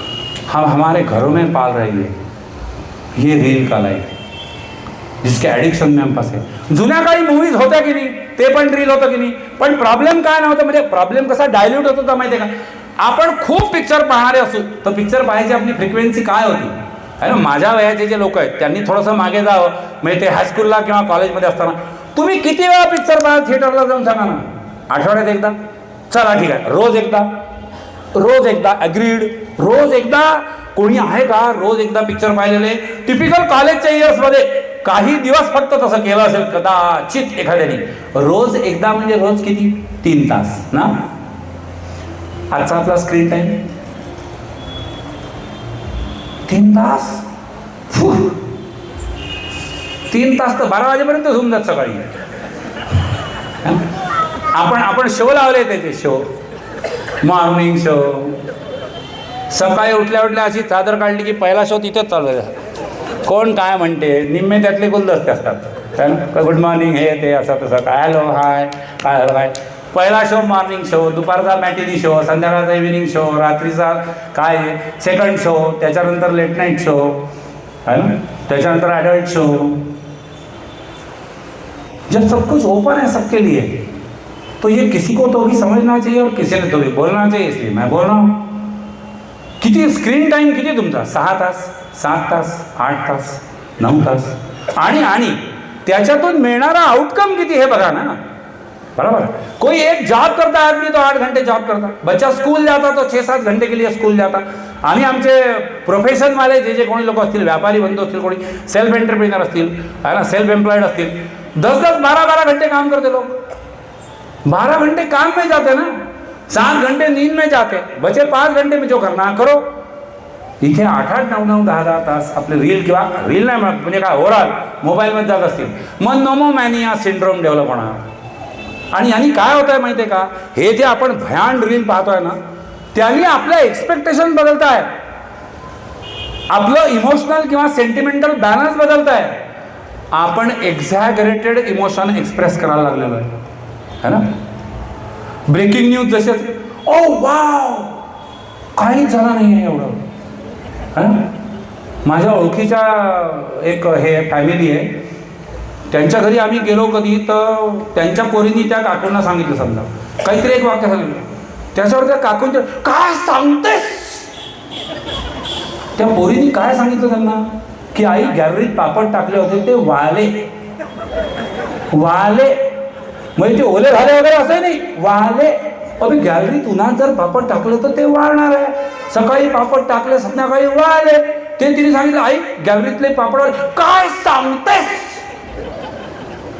आता उद्या हिला चुकून जर कोणी सांगितलं की तिच्या पोरीचं काहीतरी अफेअर झालं बा, उदाहरणार्थ, तो याच्यावर तिची प्रतिक्रिया व्यक्त करायला तिला स्कोपच उरलेला नाही, वरती स्कोपच उरलेला नाही. आता डोकं फिरवणं एवढा स्कोप शिल्लक आहे बघ. Over exaggeration of emotional expression, आणि हे आपलं सगळ्यांचं येत आहे. मी उदाहरण म्हणून ते एक कोणतं तरी इमॅजिनरी क्रिएट करून म्हणजे माझ्या रिअलमधलं ते तुम्हाला सांगताना बिना नावाने सांगितलं. हे ओव्हर एक्झॅगरेशन कशाचंही असा, कारण रीलमध्ये आपण ते एक्सप्रेशन बघून बघून बघून बघून बघून बघून त्याचा इंड्युस्ड इफेक्ट, किंवा तुम्हाला समजेल असा रील लाईनचा शब्द दृश्यम इफेक्ट हा आपल्यावर यायला लागला. एक चीज मेहनत वाव, मग माझी इच्छा ही की मी याला दाखवतो, त्याला दाखवली तर त्याला म्हणावं लागते वाव. त्याने नाही म्हटलं तर मी त्याला चाव्या मारतो, का बे समजलं नाही का. बरं तो म्हणत नाही समजलं, हा समजलं नाही, मी समजावून सांगतो, तुला वाव म्हणणं जरुरीच आहे. म्हणजे असे 10-50 लोक आपण सगळे वाव वाव वाव, काय आहे काय आहे काय आहे. अनप्रिडिक्टेबल एक्सप्रेशन्स, ओव्हर एक्झॅगरेटेड इमोशन्स, अजिबात मॅच न होणारे गोल्स स्वतःकरता बनवणे,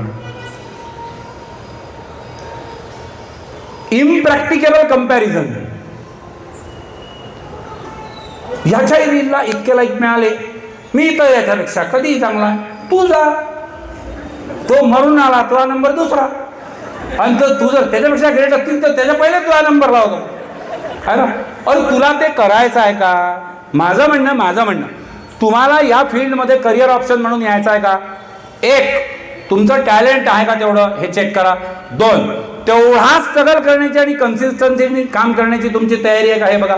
की रोज ड्यूटी लगा के 5 रील मैं बनाने वाला हूं, कन्सिस्टंटली मी ते टाकत राहणार आहे, आणि त्याचा रिव्ह्यू नंबर 3, त्याचा रिव्ह्यू घेत राहणार आहे की लोकांना हे कितपत आवडत आहे. जर तसा असेल तर तुमच्याकरता त्याच्यातून करियर ओपन हो सकता. I agree. मैं बोला ना पहले कि बहुत सारे लोगों का करियर इसमें से हो रहा है, people are earning very huge. पण सलमान खान एका पिक्चरचे किती अमाऊंट साईन करतो म्हणून आपण फिल्म इंडस्ट्रीला जाणार आहोत, हा प्रोफेशनल चॉईस असू शकतो का. नाही ना, कारण त्याचं टॅलेंट आहे आपल्याजवळ नाही, त्याचं फॅमिली लेवलची अवेलेबिलिटी जी आहे, सो कॉल्ड आपण त्याला नेपोटिझम म्हणतो, पण त्याला जितक्या इझिली संधी मिळू शकते ती संधी पण आपल्याला मिळणार नाही. तेवढं परसिव्हरन्सही आपण दाखवू शकणार नाही आहोत, आणि तितकी कन्सिस्टन्सी तर नाहीच नाही. मग जर असं असेल तर आपलं जे नॉर्मल एज्युकेशन आहे ते आपण कंटिन्यू केलं तर काही आपलं बिघडणार आहे का. नाही. आपल्याला त्या इमॅजिनरी करिअरशीच झगडायचं आहे, आणि मग ते झालं नाही म्हणून पुढचा मुद्दा आपा येणार, मग फ्रस्ट्रेशन. इम्प्रैक्टिकल कंपैरिजन हो गई, अनमैच्ड गोल्स हो गए. जो तुम्हारी क्या बोलेंगे कॅपॅसिटी नाही थी ते करण्याचा प्रयत्न काहीतरी तुम्ही केला, तो अनसक्सेसफुल झाला. Any failure will lead to frustration की नाही.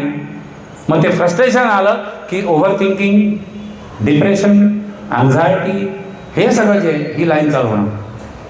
That may be reaching up to even the dead end.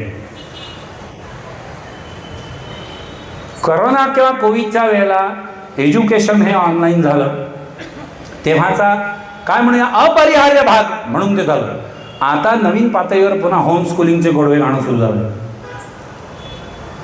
Me career counselling करतो किंवा मी ॲप्टिट्यूड टेस्ट कंडक्ट आणि अनालाइज करतो, म्हणून ऑफिशियली तुम्हाला सांगू शकतो जास्तीत जास्त 20% लोकांना कॉग्निटिव्ह ॲबिलिटी असते, म्हणजे सेल्फ लर्निंग ॲबिलिटी असते. बराबर कि उनको कोई भी किताब दे दो, चाहे उनके क्लास का हो या उनसे ऊपर वाले क्लास का हो, तर त्यांचं इंटेलिजन्स किंवा सेल्फ लर्निंगच असं असतं की without the help of the teacher they can understand on their on. ते त्यांचं वाच.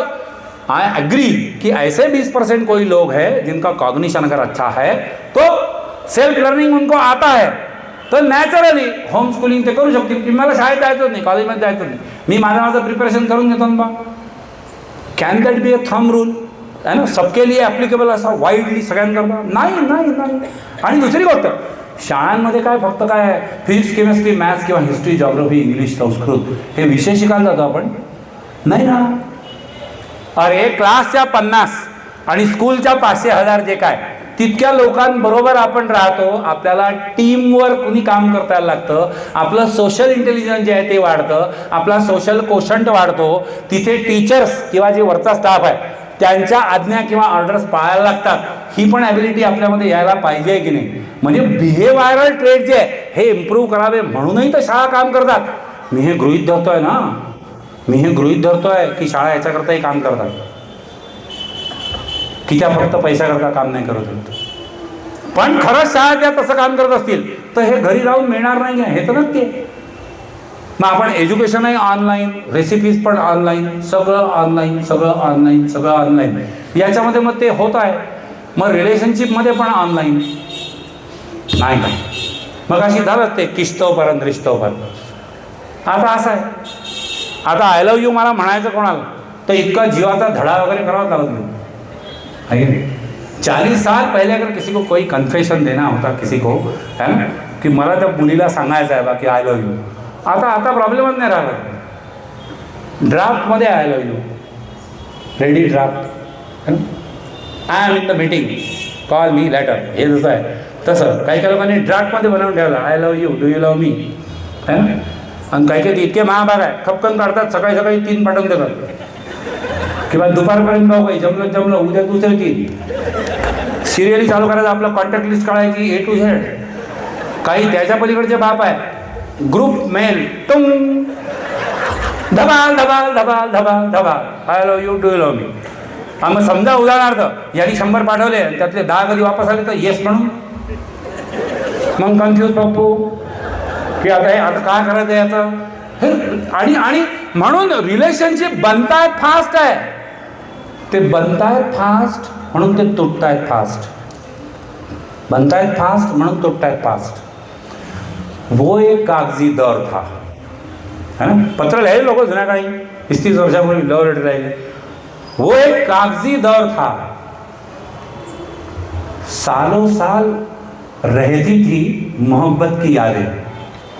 वो एक कागजी दौर था, सालों साल खतों में, खत में पत्र, सालों साल खतों में रहती थी मोहब्बत की यादें. ये मोबाइल का दौर है, ये मोबाइल का दौर है. बस एक उंगली फेर दो मिट जाएगी जिंदगी भर की यादें. खलास सुरुवात केलं रिलेशन, हात ब्लॉक करून टाकलं मी तिला. वाह उफ क्या बात. ऐसे मोबाइल के व्हाट्सएप से कोई मानते हो कोई इंसान किसी को ब्लॉक कर सकता है ना. कनेक्टिविटी कहाँ होती है मालूम है? त्या मोबाईलच्या 1.5 दमडीच्या 4 दांड्यांमध्ये फक्त कनेक्टिव्हिटी नाही आहे लाईफची. येस ना, कनेक्टिव्हिटी इथं असते रे, कनेक्टिव्हिटी इथं असतं. आणि हा तुमचा अनुभव असेल, ज्याला ब्लॉक केलंय ना 17 वेळा त्याचा मोबाईल उघडून तुम्हीच बघता. यंग जनरेशन करता बोलतो, म्हणजे काही सिनियर एजचे असू शकतील त्याच्यात. जमाना बदलता, मोबाइल ही अकेला है जो उसके मालिक का कैरेक्टर जानता है. क्या एज की बात करे कोई, क्या प्रोफेशन की बात करे, क्या क्वालिफिकेशन की बात करे, मोबाइल ही है अकेला जो अपने मालिक के कैरेक्टर के बारे में जानता है. ब्लॉक काही ब्लॉक होत नाही माहित आहे. हे कनेक्टिव्हिटी इथली त्या दांड्या ज्या आहे ना त्या जोपर्यंत साबूत आहे की नाही तोपर्यंत कनेक्टिव्हिटी राहणारच. हा आपला बुद्धीचा भ्रम आहे, आपण स्वतःशी केलेला. मी त्याला ब्लॉक करून टाकला, उसने मेरे को कल ऐसे बोला मैंने उसको ब्लॉक कर दिया. टेम्पररी आहे पाहुणे. तू जर त्याला इथे ब्लॉक केला असेल की नाही, ऐका प्रॅक्टिकल गाईडलाईन देतो. तू जर त्याला इथे ब्लॉक केला असेल की नाही तर व्हॉट्सॲपवर ब्लॉक करण्याची गरजच नाही. हे सांगणार तू हरामखोर दिवसातून 4 वेळा त्याचा अकाउंट डिलीट मार. व्हॉट्सअपचा मेसेज तर ते बघ कसे हसून आणले लोक, बापरे खतरनाक आहे, बापरे बाप बाप बाप. तू 4 वेळा ते अकाउंट डिलीट मारतो, 5 वेळा तूच ओपन करतो, तूच बंद करतो. आता काही बदलली का स्थिती? ये नाही आहे पोरक्या पोरके 2.5-3 वर्ष जाय मी तुझ्याशी बोलतच नाही आता. Typical tone. माझा हे डिक्लेअर तर करून टाकते, जाय मी तुझ्याशी बोलतच नाही आता. आणि 4 वेळा पाहते की बोलते की नाही तू. क्या एज रे तुम्हारा? अरे क्या मैच्योरिटी, क्या मैच्योरिटी तुम्हारा. चलो एक बात अच्छी है कि मोबाइल ने तुमको कम से कम वो बचपने में तो लाके खड़ा किया. और अगर इतने बचपने में आए हो तो वो प्युरिटी से, वो इनोसेंस से रहो ना. मग काय आपल्याला वाटतं ना यार त्याच्याशी किंवा तिच्याशी बोलावं, म्हणजे माणसांना त्याच्याशी बोल म्हणतोय मी, आणि बायांना तिच्याशी बोलावं असं वाटतं, असं म्हणतोय. वाटतंय ना त्याच्याशी किंवा तिच्याशी बोल, जा ना त्याला सांगा की मी बोलणार आहे तुझ्याशी. तो म्हणून तूने मेरे को ऐसा किया, मेरे को नहीं बात करनी, तेरे को मेरे से नहीं बात करनी, मेरे को बात करनी तेरे से. तू मेरा डिलीट कर अकाउंट, तू ब्लॉक कर, कुछ भी कर, मी आज तिथं सकाळी गुड मॉर्निंग घेऊन हजर आहे पुन्हा. बरोबर आहे की नाही? आपल्या मागे इतके काम आहे की काही काही लोक तर विसरून जातात किती ब्लॉक केले, काय ओपन किती केले रिओपन. कारण व्हॉट्सअपच्या लिस्टा इतक्या मोठ्या, इतके ग्रुप, इतका उत्साह झाला. काय झालं की सर, ज्याचे कोणीही फोटो काढत नाही त्यालाच फक्त सेल्फीचा शौक असतो. कुठे परवा आमच्याकडे वर्कशॉप होते, ते वर्कशॉप ही अँड शी या टॉपिकवर होतं. म्हणजे मॅरिड कपल जे आहेत त्यांच्याकरता, हजबंड वाईफ यांच्याकरता ते वर्कशॉप होतं की तुमच्या फॅमिली लाईफमध्ये जे काय प्रॉब्लेम्स आहेत सो कॉल्ड त्याच्याविषयी आपण डिस्कस करूया आणि काय तुम्हाला फायदा होईल बा असा. चलो ठीक आहे, that workshop was okay. Now we are planning that too at Bombay on April 2nd week and followed by पुन्हा in the April 3rd week. तो प्रोग्राम झाल्यानंतर त्याचा फायदा काय झाला ठीक आहे, ओके. वर्कशॉप संपलं 2 दिवसांना. प्रोग्राम संपल्यानंतर सर ती तंगडी इकडे हेकोडी हे मध्ये येत आहे, नाही तर मी तुम्हाला सुंदर बॉडी लँग्वेज दाखवू शकलो असते. सेल्फी इकडे सरा, इकडे सरा, इकडे. इतके हेकोडे तेकोडे कायला फोटो काढून राहिले, कायला स्वतःचेच थोबडे आपण काढ. सर तुम्हाला साथ सेल्फी, जा ना बा घरी, जा ना आरशात काढतील, जा ना. बरं, एका माणसाने मला प्रामाणिकपणे उत्तर देऊन द्या, लग्नात गेले, कुठेही गेले आहे ना, इतके फोटो काढले, कधी नंतर पाहिले होते पुन्हा सांगा? आहे ना, कधीच नाही पाहिलं. काय रील लाईफ चालू आहे तुमचं, मला काय, जिथे गेले तिथे शो, आडवा काढतो, उभा काढतो. ते पिक्सेल काय काय झूम केलं, झूम इन केलं, झूम आउट केलं, आडवा, तिरपा, उभा, काही ते दांड्या घेऊन फिरतात. अरे काय म्हणतात त्याला, स्टिक हां, जे काय म्हणतात मला माहीत नाही, ते घेऊन कुठे मारे फोटो काढून राहिले. इतके फोटो नंतर कधी पाहिले का? हे कुठलं तरी भ्रामक प्रेम आहे आपलं कशा तरी विषयीचं, जे आपण आपल्या मेमरीमध्ये, म्हणजे तुर्तास मोबाईलच्या मेमरीमध्ये साठवून ठेवतो आहे. आणि सगळ्यांचे फोटो आपल्या मेमरीत स्टोअर केलेले आहेत. आपण ती माणसं फक्त विसरून जातो यार, आहे की नाही? तर हाँ उस दिन मेरा था तू, नाही 12 साल पहिले, कारण 12 वर्षानंतर तू दिसलाच नाही डबल मला.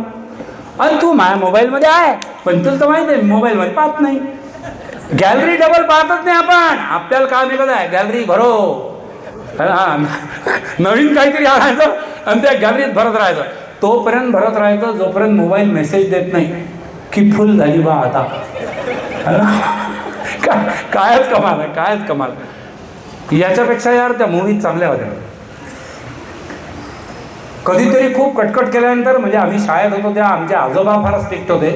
तर by profession he was doctor, आणि भयंकर ते हे होते, म्हणजे आईचे वडील. आम्ही त्यांच्याकडे शिकायला होतो लहानपणी. तर ते फार कडक होते. त्यांना खूप मेहनत वारा करून महिन्यातून एकदा ते पिक्चरला जायची परमिशन द्यायची, महिन्यातून एकदा. ते 3 तास माणूस इतकं एन्जॉय करायचा की जसं काय म्हणून एक्झॉटिक टूर ऑफ युरोप केला बा 3 आठवड्याचा. 4.5-5 लाख ज्याची किंमत आहे. कारण इतक्या अप्रूप यांनी जे मिळतं ना त्याची किंमत जास्त राहते. आता इथे सगळं याच्यावरच अवेलेबल आहे, फिंगर टिपवर. तर ते आहे म्हणून ते आपण पाहतोय. आपलं मन त्याच्यातही नसतं, जे पाहतो त्याच्यातही आपलं मन पूर्णपणे नसतं. ते पाहत असताना सुद्धा आपण कॉन्स्टंटली कंपॅरिझन करत असतो. ही कशी बोगस आहे, ती कशी बोगस आहे, ही रील कशी होपलेस आहे, ती कशी, ह्याच्यापेक्षा तर मी हा विचार घातक आहे. हा विचार डोक्यात आला की दुसऱ्या दिवशी आणतेच तो कॅमेरा आणि ते दुंडूक ते आणलं की झाला त्याचा रील बनवायचा उद्योग चालू. हे कसं आहे माहिती आहे का, की एकीकडे मोबाईल बघायचा आणि हा कसा बोगस आहे, तो कसा बोगस आहे. बेस्ट एक्झाम्पल सांगतो तुम्हाला. तुमच्या आपापल्या घरांमध्ये, माझ्याही घरामध्ये काही असे सिनियर सिटीजन असतात 65-70च्या वरचे, त्यांचा संध्याकाळचा कार्यक्रम आहे. आता आज त्यांचा कार्यक्रम मीच उगवला, म्हणजे ह्या लोकांनी उगवला, मी नाही उगवला, आपली जटारपेठवाल्यांनी उगवला. हे व्याख्यान ठेवलं. त्यांचा हा सिरियलचा टाईम आहे. त्यांचा सिरियल. मग काय काका संध्याकाळी काय करता? काही नाही, सिरियल असतात, अमका टी व्ही ढमका टी व्ही, काय रे सिरियल पाहतो मी माझी बायको 7:30 ते 9:30. कोणत्या सिरियल पाहता?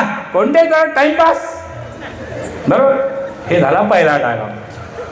म्हातारा बसला सिरियल पाहिली त्यांनी सिरियल. एक सिरीज संपली, अर्ध्या तासाची एक सिरियल संपली.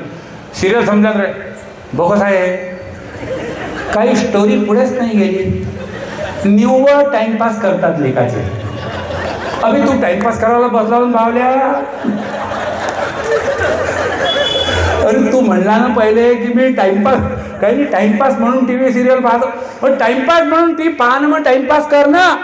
पण टाइमपास करायला जो बसला त्याला टाइमपास केलं की जीवार येते. काय लॉजिक आहे मला कळतच नाही. हे कोणत्या तरी सायकॅट्रिस्टवाल्याकडेच जावं, डॉक्टर केळकरांकडे जाण्याची गरज आहे की काय. हा म्हणते की टाइमपास करायचा मला, मग पाहिलं की म्हणते हा त्याला टाइमपास आहे.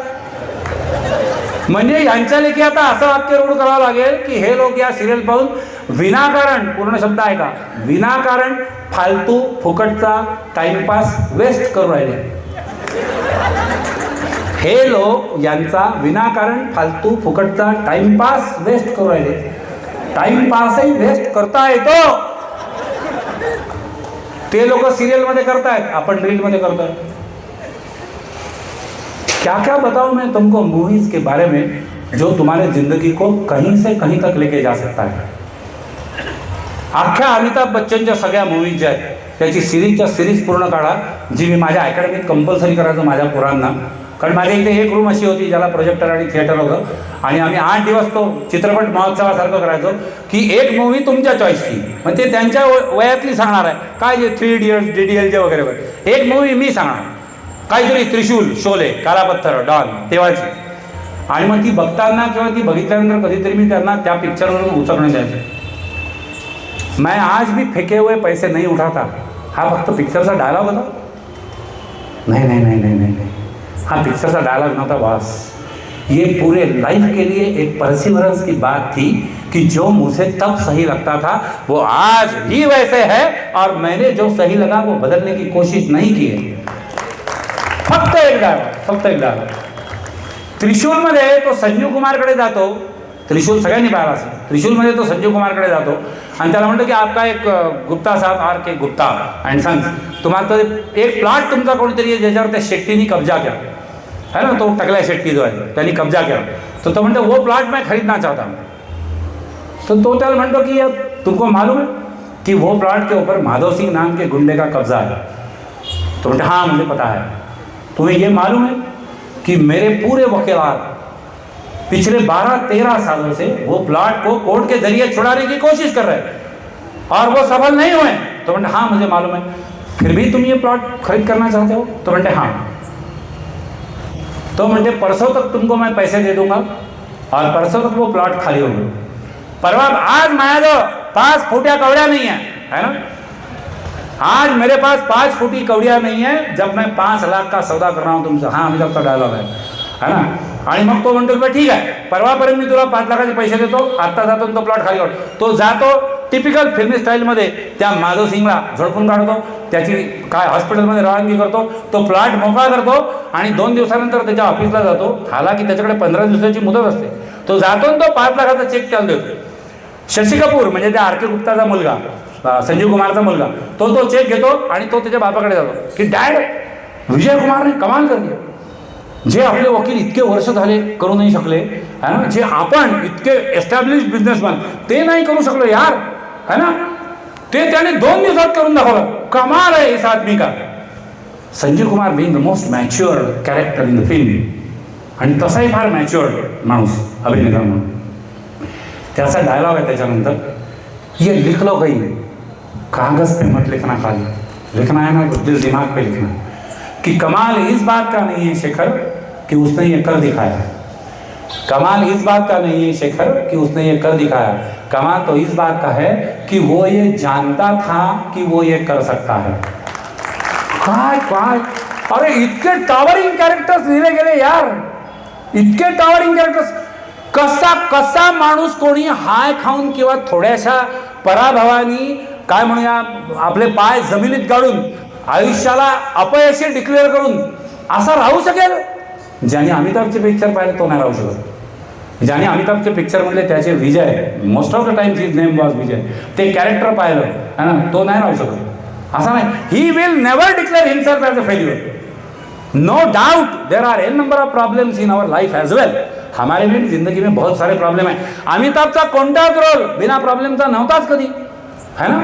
तो असा रिच एस्टॅब्लिश्ड. राजेश खन्नाचे मॅक्झिमम रोल कसे होते, गाड्या घोडे घेऊन. अरे अमिताभला हिरोईन मिळाला किंवा हिरोईन बरोबर त्याचं लव सॉन्ग यायला 8 मूवीज मध्ये पहिला त्याला लव सॉंगच नव्हतं, कारण तो पॅटर्नच तसा नव्हता. हिरोईन, लव सॉन्ग, गाणी, झाडाच्या मागून हिंडू राहिले काय, हे जितेंद्र राजेश खन्ना आहे ना त्यांचे. माझ्या दृष्टीने फिल्म इंडस्ट्रीचा रोल मॉडेल माझा स्वतःचा अमिताभ असेल म्हणून मी अमिताभवर बोलत असेल. तुमचा राजेश खन्ना आहे का, मी त्याच्यावरही बोलून दाखवतो तुम्हाला. कारण हे सगळं जे चाललंय ना, बकरी छाप तेल वापरा, अमकं हे वापरा, ग्लुटॅमिन वापरू नका, गहू नका वापरू, पल्सेस खा, अमकं क्रीम वापरा, जपानी हे करा, कोरियन क्रीम करा, इतके प्रॉडक्ट, इतक्या क्वालिटी, इतक्या व्हेरायटी, इतके चॉईसेस, इतके डिस्काउंट, डोकं आउट होईपर्यंत काय वापरायचं नक्की आपण? फक्त आपलं तारतम्य, फक्त तारतम्य, फक्त आपलं डोकं. आणि आपलं डोकं शाबूत असल्याशिवाय we will never be able to face ये सैलाब, ये बाढ़ जो अपने ही गांव में, अपने शहर में आई. पूर पाहायला जातो की नाही रे शौकानी आपण, है ना. कोणी तर सांगितले यार 3 दिन से बारिश हो रही बॉस, अपने नदी को बहुत बड़ी बाढ़ आई. जातो की नाही पूर पाहायला? पूर पाहायला जाताना हे माहित आहे ना तुम्हाला, मी कुठे सांगण्याची गरज आहे यार. पूर पाहायला जेव्हा जातो आपण तेव्हा त्या पुराची मजा आपल्याला बघायची असते. ते थरारक असतं, ते भयंकर असतं, त्याच्यातून प्रचंड गोष्टी वाहून जात असतात. एखाद्याचा संसारिक कदाचित वाहून जात असेल, म्हणजे झोपडी छोटीशी येसा ना, एखाद्याची झोपडी वाहून जात असते. मोठीच्या मोठी झाडं जी आहेत है ना, ती झाडाची झाडं त्याच्यातून वाहत जात असतात. पूर पाहताना हे सगळं आपण बघतो, त्याची धडकी कुठेतरी आपल्या डोक्यात असते. पूर पाहताना आपल्यापैकी एक तरी माणूस ही चूक करतो का की आपण इतक्या पाण्यात जाऊन उभं राहू की पूर आपल्याला वाहून घेऊन जाईल? नाही ना. We are always standing at the safe place, yes or no. सुरक्षित ठिकाणी उभं राहूनच आपण पूर पाहतो, हो की नाही? मग हा जर सोशल मीडियाचा किंवा रीलचा एवढा मोठा सैलाब आला असेल ना, तर सुरक्षित ठिकाणी उभं राहून बघा ना ते. प्रॉब्लेम काय आहे? Maintain your duration, maintain your frequency. दिन में कितनी बार और एक बार में या एक वक्त में कितना समय. If I take my WhatsApp in my hand, I will not use more than 15 minutes. 15 minute से ज़्यादा, 30 मिनट से ज़्यादा, अपना अपना टाइम डिसाइड कर लो. दिन में 2 बार WhatsApp देखेंगे 15-15 मिनट के लिए. रात में YouTube देखेंगे.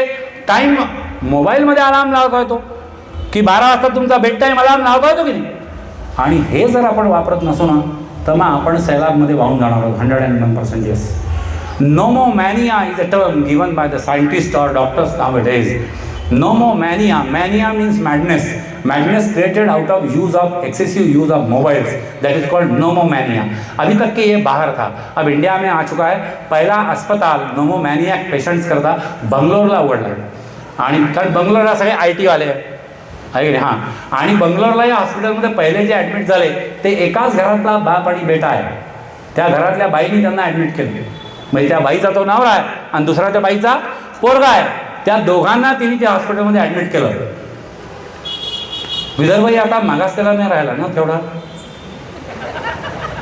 आहे की नाही. आणि महाराष्ट्र तर नाहीच नाही. बंगलोर ही घाटाला IT हब पुणे थोड़ी ना कम है. उधर बंगलोर में या मद्रास में कोई मायलापुर का नाम लेगा एरिया का, तो हमारे पास भी हिंजेवाड़ी है कि नहीं. हिंजेवाड़ी IT पार्क ये सब ना, फिर उनके पास 9 महीने का हॉस्पिटल है तो हमको बनाना ही चाहिए सब. There is a need of the time, you know. हे यू नो लोक यांना तर हारलो मी, है ना. त्यांना काय सब कळतंय, म्हणजे ते काय करतायत हे त्यांना कधीच कळत नाही आणि ब्लाइंडली ते कशाच्याही मागे चाललेत. ही प्रगतीचं चिन्ह आहे. 9 महिने हॉस्पिटल्स, मग गल्ली गल्लीत पाट्या लागतील, 9 महिने काउन्सिलिंग आणि हळूहळू सुरू झालंच आहे. फास्ट मनी इतका इझी वाटायला लागला लोकांना, की लोकांना काय वाटतंय, पोरांना यंग पोरांना, की यूट्यूब आणि याच्यामध्ये इतके पैसे आहे. 12वी सायन्स करणारं एक पोरग त्याच्या आई वडिलांना त्यांनी चॅलेंज मारलं की ते त्याला सांगतं की सोन्या पैसे कमवणं एवढं सोपं नाही. तो म्हणला, बाबा तुम्ही चिंताच करू नका, माझे इतके प्लॅन्स परफेक्ट आहेत की मी तुम्हाला जास्तीत जास्त 6 महिन्यात 8 लाख रुपये कमवून दाखवतो. त्यांनी त्याला उदाहरण देताना सांगितलं होतं की तुझा कोणता कझिन आहे, त्यांनी पण टोले घेतले, तो इंजिनिअरिंगला गेला, डिग्री पास झाला, त्याला 8 लाखाचा जॉब लागला, म्हणून यांनी तो 8 लाखाचा आकडा काढला की 6 महिन्यात जास्तीत जास्त 4 वर्ष इंजिनिअरिंग एवढे टोले घ्या, त्याच्या आधी 11वी 12वीचे टोले घ्या आणि त्याच्यानंतर 8 लाख. अरे हॅट, नेक्स्ट 6 महिन्यातच 8 लाख रुपये कमवत होतो. पुढच्या 2.5 महिन्यात त्यांनी 3.5 लाख लंबे केले बापाचे. मी हे प्रॅक्टिकली जे घडलं आहे ते सांगतो तुम्हाला. ही अकोल्यातली केस आहे. I am not talking about Bangalore now, I am talking about a student in Akola. मुझे नहीं पता आप किस गली में किस मोहल्ले में रहते हैं. हो सकता है की हा तुमचा शेजारी असेल, मला नाही माहीत. आणि हा आज शेजारी असेल, उद्या आपल्या घरात तसंच होईल. कारण मी सांगितलं मग की माझ्या एका स्टुडंटचा पोरगा त्याच्या हातातून मोबाईल काढला, 10वीचा पोरगा, तर तो व्हायलंट होता. ये सैलाब है, इसको देखने में कोई प्रॉब्लेम नहीं है. पण सुरक्षित जागी उभं राहून जर आपण हे बघणार असू तर ठीक आहे. अदरवाईज कोणताही किती पट्टीचा पोहणारा असला तरी इतक्या मोठ्या पुरात तो पोहून जाऊ शकत नाही, हे पक्का आहे. आणि नाही तर मग तितके ट्रेंड पट्टीचे पोहणारे व्हा, जसे ते यूट्यूबर्स, इन्फ्लुएन्सर्स वगैरे. That can be a career. Gaming can be a career. Gaming can be a career. किसके लिए?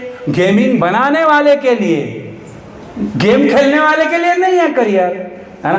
केबीसी पैसा देता है किसको? मेरे रोल मॉडल को, अमिताभ बच्चन को. देखने वालों को थोड़ी ना देता है. आपण आपल्या ड्रॉइंग हॉलमध्ये बसून हा किती जिंकते पाऊस आता कोणचा आता, आपण तिच्या मायाला अकोला जिल्हा जनरल नॉलेज कॉम्पिटिशनमध्ये भाग नाही घेतला कधी, बरोबर आहे.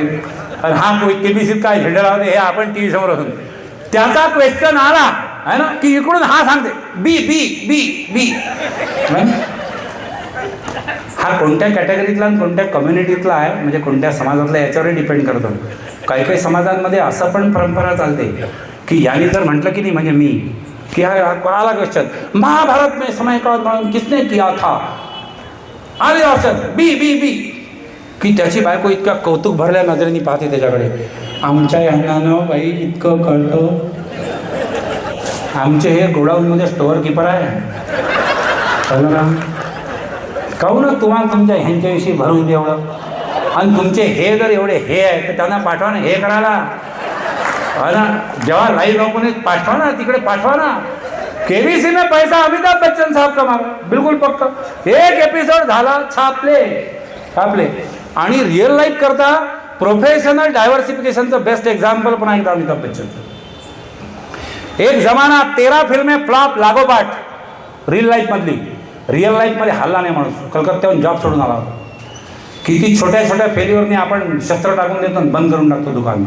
मग जंजीर आल्यानंतर तर सगळा शो आहे का, सेकंड फेज. जंजीर काय, जे शोले काय, डान, त्रिशूल, काला पत्थर, मुकद्दर का सिकंदर, अप टू सिलसिला. सुपरस्टार अमिताभ बच्चन, बरोबर. मग तिसरा फेज, शहनशाह, गंगा जमुना सरस्वती, तूफान, जादूगर, भंगार, अँग्री मॅन, फरार. मग दुर्बुद्धी, ABCL है ना, अमिताभ बच्चन कॉर्पोरेशन लिमिटेड.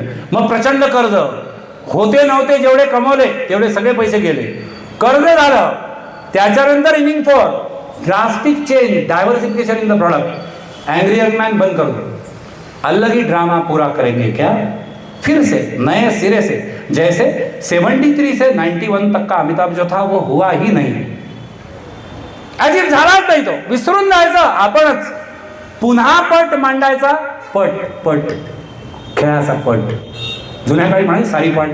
पुन्हा पट मांडायचा, पुन्हा समट्या लावायच्या, पुन्हा दान टाकायचं त्याच ताकदीने की बस खेल जीतना तो है, ऐसे बीच में तो उठ के नहीं जाने वाला. ये परसिवरन्स, ये परसिवरन्स. मग अग्निपथ फक्त आवाज नव्हता बदलला अग्निपथमध्ये अमिताभने, सगळं बदललं होतं. येस ना, पॅटर्न पुरा बदला था विजय दीनानाथ चौहान. आवाजही बदलला, सगळं बदललं. मग अग्निपथ अकेला, पा, पिकू, पिंक, ब्लैक, हाँ ही पुढची सीरीज फेज 4. और जितने नेशनल अवार्ड अभी जो नाम लिए मैंने, ये फिल्मों ने नहीं जीते. अबे ते डॉन, त्रिशूल, शोले, काला पत्थर, मुकद्दर का सिकंदर, ज्याच्यामुळे अमिताभ सुपरस्टार झाला, त्या फेजमध्ये जेवढे अवॉर्ड नाही आहेत अमिताभला, तेवढे अवॉर्ड या लास्ट फेजमध्ये आहे. पिकूला अवॉर्ड आहे, पिंकला आहे, ब्लॅकला आहे, पाला आहे, अग्निपथला पण होतं. कसा माणूस करू शकतो. आणि आपण हे बघतो यार, whether we treat Amitabh Bachchan only as an actor. नाही ना, he is not only an actor. He is not playing only the character of that particular Vijay in the films. वो अपने सामने एक वस्तुपाठ रख रहा है, उसके कॅरेक्टर द्वारा भी, है ना, त्यांनी जे कॅरेक्टर पोर्ट्रे केले पिक्चरमध्ये त्याच्या माध्यमातूनही आणि त्याच्या रिअल लाईफमधूनही की प्रॉडक्ट डायव्हर्सिफिकेशन कसं केलं जातं. त्याच्यानंतर मोठ्या स्क्रीनवरून छोट्या स्क्रीनवर आला माणूस आणि त्या मोठ्या 70 mm पेक्षा मोठा लार्जर दॅन द लाईफ झाला, 150 mm चा झाला की नाही KBC. बरोबर आहे की नाही. फायनान्शियल प्रॉब्लेम्स तो अपने आप सॉल्व आहे. लेटेस्ट काहीतरी त्याचं बिल त्याचं बिल वाचलं मी की काय 650 कोटी त्यांनी काहीतरी त्याचे पोरं जे त्यांच्या नावाने इक्वली डिवाइड केले. हा तोच अमिताभ बच्चन आहे, तो 89 करोडच्या कर्जात बुडलेला होता जेव्हा तो धीरूभाई अंबानींना भेटायला गेला होता. या पण सगळ्या क्लिप्स तुम्ही हे बघा ना कुठेतरी. ते त्याचं भाषण बघा ना की मी यश चोप्राकडे इतकं सगळं झाल्यानंतर काम मागणे गया था मैं. कोण अमिताभ यार, अमिताभ हा डॉन, शोले, त्रिशूल नंतरचा अमिताभ, सुपरस्टार अमिताभ पुन्हा काम मागायला गेला होता तो. जिंदगी जैसे चलती ना, अपने को वैसा चलना पड़ेगा. थोड़ा भी साला अपना ईगो या अपना टेम्पर बीच में अगर आएगा ना, तो ते सैलाब साला एका दणक्यात फेकून देतं. कुठेतरी ते आपलं नेहमीचं वाक्य असतं, महापुरे झाडे जाती तेथे लवाय राहत, है ना. जावेद अख्तरची अमिताभ विषयीची मुलाखत आहे की जावेद साहब आपको क्या लगता है कि अमिताभ बच्चन कब बनेगा फिल्म इंडस्ट्री में नया. तो जावेद अख्तर म्हणतात की बा अमिताभ फिर से बनना मुश्किल नहीं, नामुमकिन है. डॉनचा डायलॉग होता तो, है ना, डॉन को पकडणं मुश्किल नहीं, नामुमकिन है. कारण अमिताभ बनायचा तो म्हणतो की ते राजेंद्र कृष्णवाला जे टॅलेंट आहे की सिगरेटचं पाकिट तर फेकून दिलं आणि ते हरवला का जावेदला सोडणं पिक्चर टैलेंट है अपने पास, दूसरा गाना लिखेंगे वैसा ही. ऐसा इतना टैलेंट जो आदमी में फूट के भरा हो, उसके बाद जो इतना प्रोफेशनल हो. 10 तास शूटिंग आहे म्हणजे आहे, दुनियादारी दुसरं कामच नाही आहे. मला एवढंच करता येतं, हे मी इमानदारीने करतो. मला काहीच नाही आहे दुसरे असाइनमेंट्स, काहीच नाही. I can sacrifice my family life, I can sacrifice everything. I will run professionally 10 घंटे, 12 घंटे, 18 घंटे, 3 शिफ्ट, 2 शिफ्ट. जो उसके बाद इतना प्रोफेशनल हो, इतना प्रोफेशनल और इतना सक्सेसफुल होने के बाद भी वो इतना पंक्चुअल हो की 7:30ला शिफ्ट सांगितली तर 7:15ला अमिताभची गाडी जी आहे ती स्टुडिओच्या बाहेर असणार. निम्म्या वेळेला स्टुडिओचं गेटही उघडलेलं नसतं. आपण थोडेसे सक्सेसफुल झाल्या तर आपल्या किती अंगात येते. मी माझ्याविषयी बोलतोय, वाईट बोलायचं तो दुसऱ्याविषयी कशाला बोलायचं की आपण थोडे सक्सेस, ठीक आहे, people will wait for me, है ना. होता है की नाही होत. हे होतं आपलं म्हणून आपण अमिताभने आपापल्या क्षेत्रात. सही है. इतना टैलेंटेड, इतना प्रोफेशनल, इतना पंक्चुअल, फिर उसके बाद इतना हम्बल हो. त्याचा हम्बलनेस किंवा उसकी विनम्रता तो आपण केबीसी केस में देखी. केबीसीत काय बोलले यार लोक त्याला. ते छोटं पोरगं होतं ते पण फार विचित्र आणि वह्यात पद्धतीने बोललं आहे की नाही. किंवा अमिताभ बच्चन जेव्हा लेडी कॅन्डिडेट समोर आल्या काय तेव्हा ती त्याची सिस्टीम राहिली की तो चेअर ओढणार आणि त्यांना बसवणार. हे सर ना चेहऱ्यावरून टपकते असा हंबलनेस. एवढा मोठा सुपरस्टार इतका विनम्र राहू शकतो. काय अवॉर्ड मिळायचे राहिले नाही आता आणि काय पैसे कमवायचे राहिले नाही आता, तरीही तितकेच प्रोफेशनल लेवलला जाऊन अजूनही काम करतो आहे माणूस. त्याला विचारलं की अभी क्यों कर रहे हो यार, बस हो गया. तो तेच सांगेल, मुझे इतना ही तो आता है, मला काय येतं, आय कॅन ॲक्ट ओनली, मी अभिनय करू शकतो फक्त, बाकी काय करू शकतो. मग आपल्याला जे येतं ते इतक्या प्रोफेशनली लगन निष्ठा के साथ केलं तर आपण ज्या क्षेत्रात काम करतो त्या क्षेत्रात आपण अमिताभ बच्चन लेवलला जाऊ ना. आपल्याला काही आस लागली आहे उगीच नको त्या क्षेत्रात मुंडकं काढण्याची आणि आपापल्या क्षेत्रामध्ये नॉन प्रोफेशनल राहण्याची. इकडेही जातो तिकडेही जातो तिकडेही जातो तिकडेही का का का काहीच गरज नाही आहे, काहीच गरज नाही आहे. मैं जिस चीज के लिए बना हूं वही मैं करता रहूंगा मरते दम तक. तो एक माणूस होता राजकुमार, आठवतो तुम्हाला, जानी आठवतो. हा माणूस गळ्यात मफलर, तोंडात किंवा हातात पाईप आणि खिशात इस्तफा न घेतल्याशिवाय कधीही दिसला नाही कोणाला, बरोबर. परमनंट त्याचा तो आणि अरविंद केजरीवाल हे दोनच लोक आहेत जे परमनंट मफलरवर असतात, है ना. कायम मफलरवर होता राजकुमार. तो मगरूर आणि मुजोर वाटायचा, त्याचे रोल सगळे तसेच होते. ठाकूर जनक सिंग चौधरी सगळे रोल तसे. तो कधीच हसायचा नाही स्क्रीनवर फारसा. तो हसला तर अभद्र किंवा भेसूर वाटायचे. असं वाटतं की हा होपलेस माणूस आहे यार, काय कॅरेक्टर्स आहेत त्याचे, कॅरेक्टर्स आहेत त्याचे, तो माणूस आहे तसा. तो काय माणूस होता माहिती आहे तुम्हाला. हा इतका मुजोर वाटणारा, इतका खडूस वाटणारा माणूस जो आहे त्याने त्याच्या विलमध्ये लिहून ठेवलं होतं रे कि जिस दिन मैं मरूंगा फिल्म इंडस्ट्री में किसी को बताना मत, किसी को बताना मत और कहीं पे काम रोकना मत. कारण इतके हजारो लाखो लोक फिल्म इंडस्ट्रीला काम करतात. सगळे काही राजकुमार नाही आहेत, लाखो करोडोंनी पैसे कमावणारे, है ना. डेली वेजेसवर काम करणारे मजदूर किती असते ये सांगा. पर डे पे काम करने वाले लोग है की नाही. हा मेला याचं कोणाला तरी प्रचंड दुःख होईल की राजकुमार साहेब अब नाही रहे, अबकी फिल्म इंडस्ट्री शोक सागरात सगळे पांढरे जग कपडे घालून त्याच्या काय अंत्यसंस्कारात येतील, है ना. सगळीकडचं शूटिंग बंद होईल, सगळ्यांना सौकाळ दुःख झालेलं आहे. झालेलं असेलही, पण हे सांगणारा तो होता की मी ज्या दिवशी मरीन त्या दिवशी एकाही सेटवर तर एकही शूटिंग थांबवू नका. प्रोड्युसरचं लाखो करोडोंचं नुकसान होतं एका दिवसात आणि खूप लोक हातावर पोट घेऊन जगत असतात रे. माझ्या मरणाच्या दुःखापेक्षा त्यांची भूक जास्त महत्वाची आहे. बापरे, कधी वाटलंच नाही यार की हा तोच आहे जानी हम तो अपना इस्तीफा जेब में लेके घूमते हैं, है ना. वो रियल लाइफ में भी था, वो रियल लाइफ में भी था की नाही. या लोकांच्या मागचं हे जे रियल लाईफ आहे ना हे उलगडण्याचा प्रयत्न करा. जावेद अख्तरची लता मंगेशकरांविषयीची एक मुलाखत आहे, ती आहे. किती बारीकीने त्यांनी विचार केला ते पहा. अनुपम खेरचा एक शो आहे जिंदगी में होने को कुछ भी, होने को तो कुछ भी हो सकता है, तो बघा. त्यातली काय नसिरुद्दीन शाह ओमपुरीची आहे, त्यांची मुलाखत 1.5 घंट्याचे कार्यक्रम आहे ते. आणि हे एंटरटेनमेंट आहेच, पण it's much more motivational than any motivational speech on the YouTube and any reel. कारण हे ते लोक आहेत ज्यांनी इतिहास घडवला आहे आणि तो फार शून्यापासून सुरुवात करून घडवला आहे. आता जेव्हा ते चुकून बोलायला लागलेत ना त्यांच्याविषयी, तेव्हा ते त्यांचं रिअल लाईफ कसं होतं आणि तिथून ते रिअल लाईफमध्ये कसे कन्व्हर्ट झाले हे जर सांगत असतील तर डोळ्यात आणि कानात प्राण आणून आपण ते बघायला पाहिजे. काय आपल्याला शौक लागले ते घुटनों में दर्द तो जापानी तेल लगाओ हे पाहण्याचे. I am not against mobile, I am not against social media, absolutely not. मगर सैलाब की ही बात है तो बच्चों को उससे दूर रखो ना. पूर पाहायला चालले यार तर हे घोपरं एवढे छोटे छोटे जे यांना कुठे त्या पुराच्या ह्याच्यात नेताय तुम्ही. Australia is the first country, latest 1 month before, Australia is the first country जिसने ये कानून पास कर दिया की 16 वर्षाच्या खालच्या कोणत्याही पोरांच्या, कारण त्यांच्या शाळेमध्ये पण ॲप्स करता मोबाईल अलाउड आहे, 16 वर्षाच्या खालच्या कोणत्याही पोरांच्या मोबाईलमध्ये सोशल मीडियाच्या 8 ॲपची नावं दिलेली आहेत. मी आता त्यांची कोणाची नावं घेत नाही म्हणजे उगीच त्यांची बदनामी नको.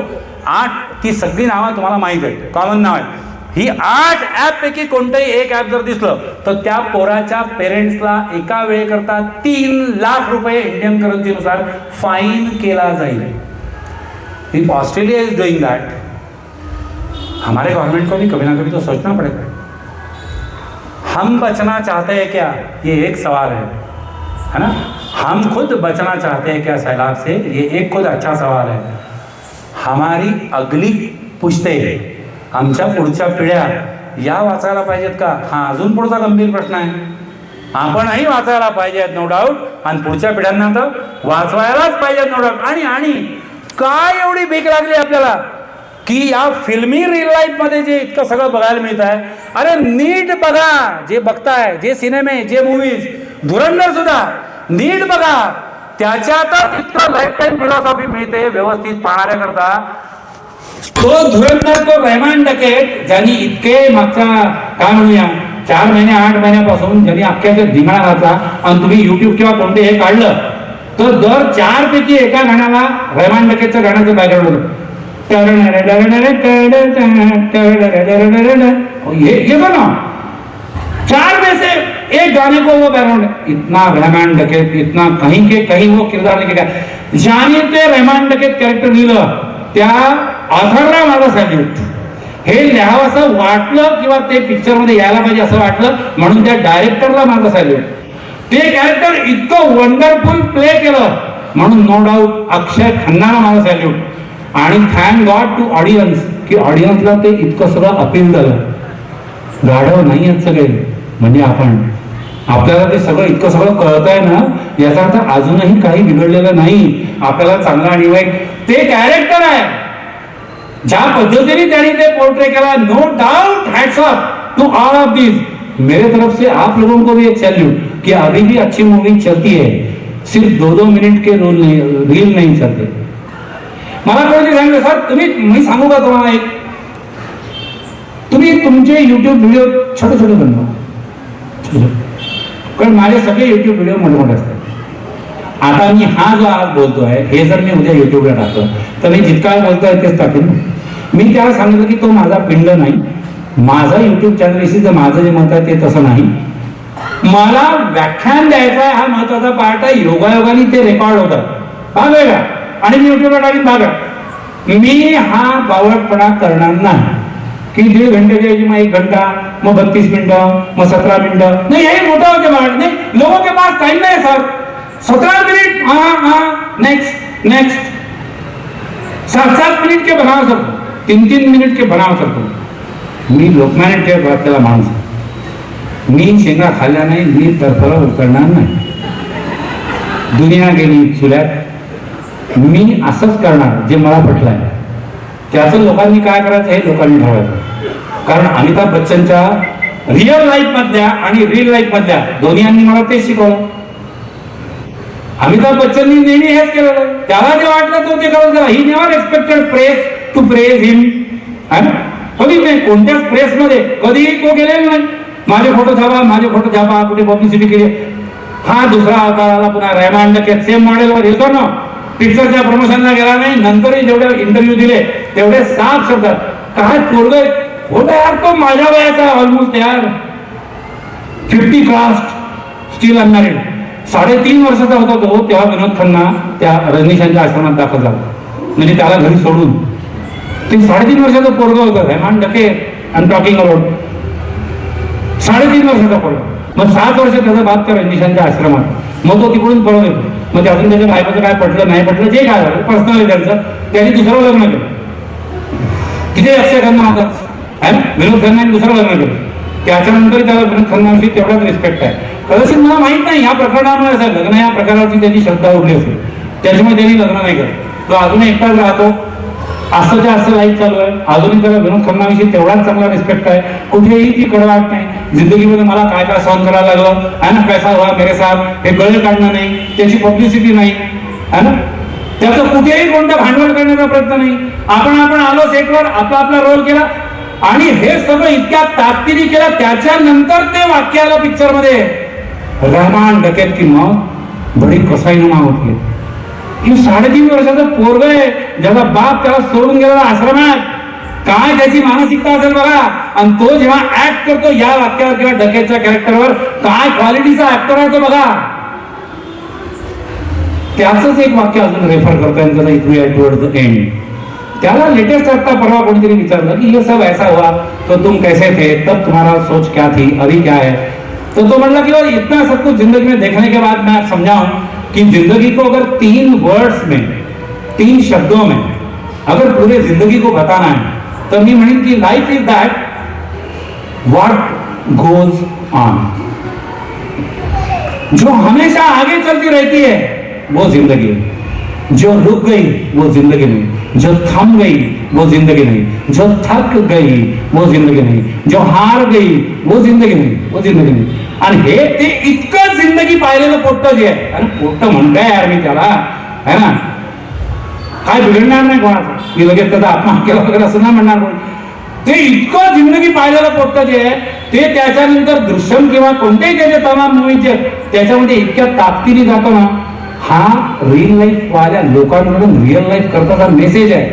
आणि लास्ट मेसेज, एक हॉलिवूडचा फिल्मी पत्रकार, त्याचं एक वाक्य आहे सुंदर, last 1 minute from my side. त्याचं एक वाक्य आहे, तुमच्यापैकी जे कोणी ऍक्टिंग किंवा या सगळ्यामध्ये असतील त्यांच्याकरता ते खूप महत्वाचं ठराव. इट इज व्हेरी, तो म्हणतो, it is very easy to step into the role.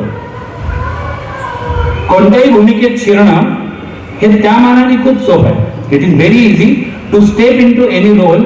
It is much more difficult to step out of the role. त्या भूमिकेतून स्वतःला बाहेर काढणं हे खूप कठीण आहे.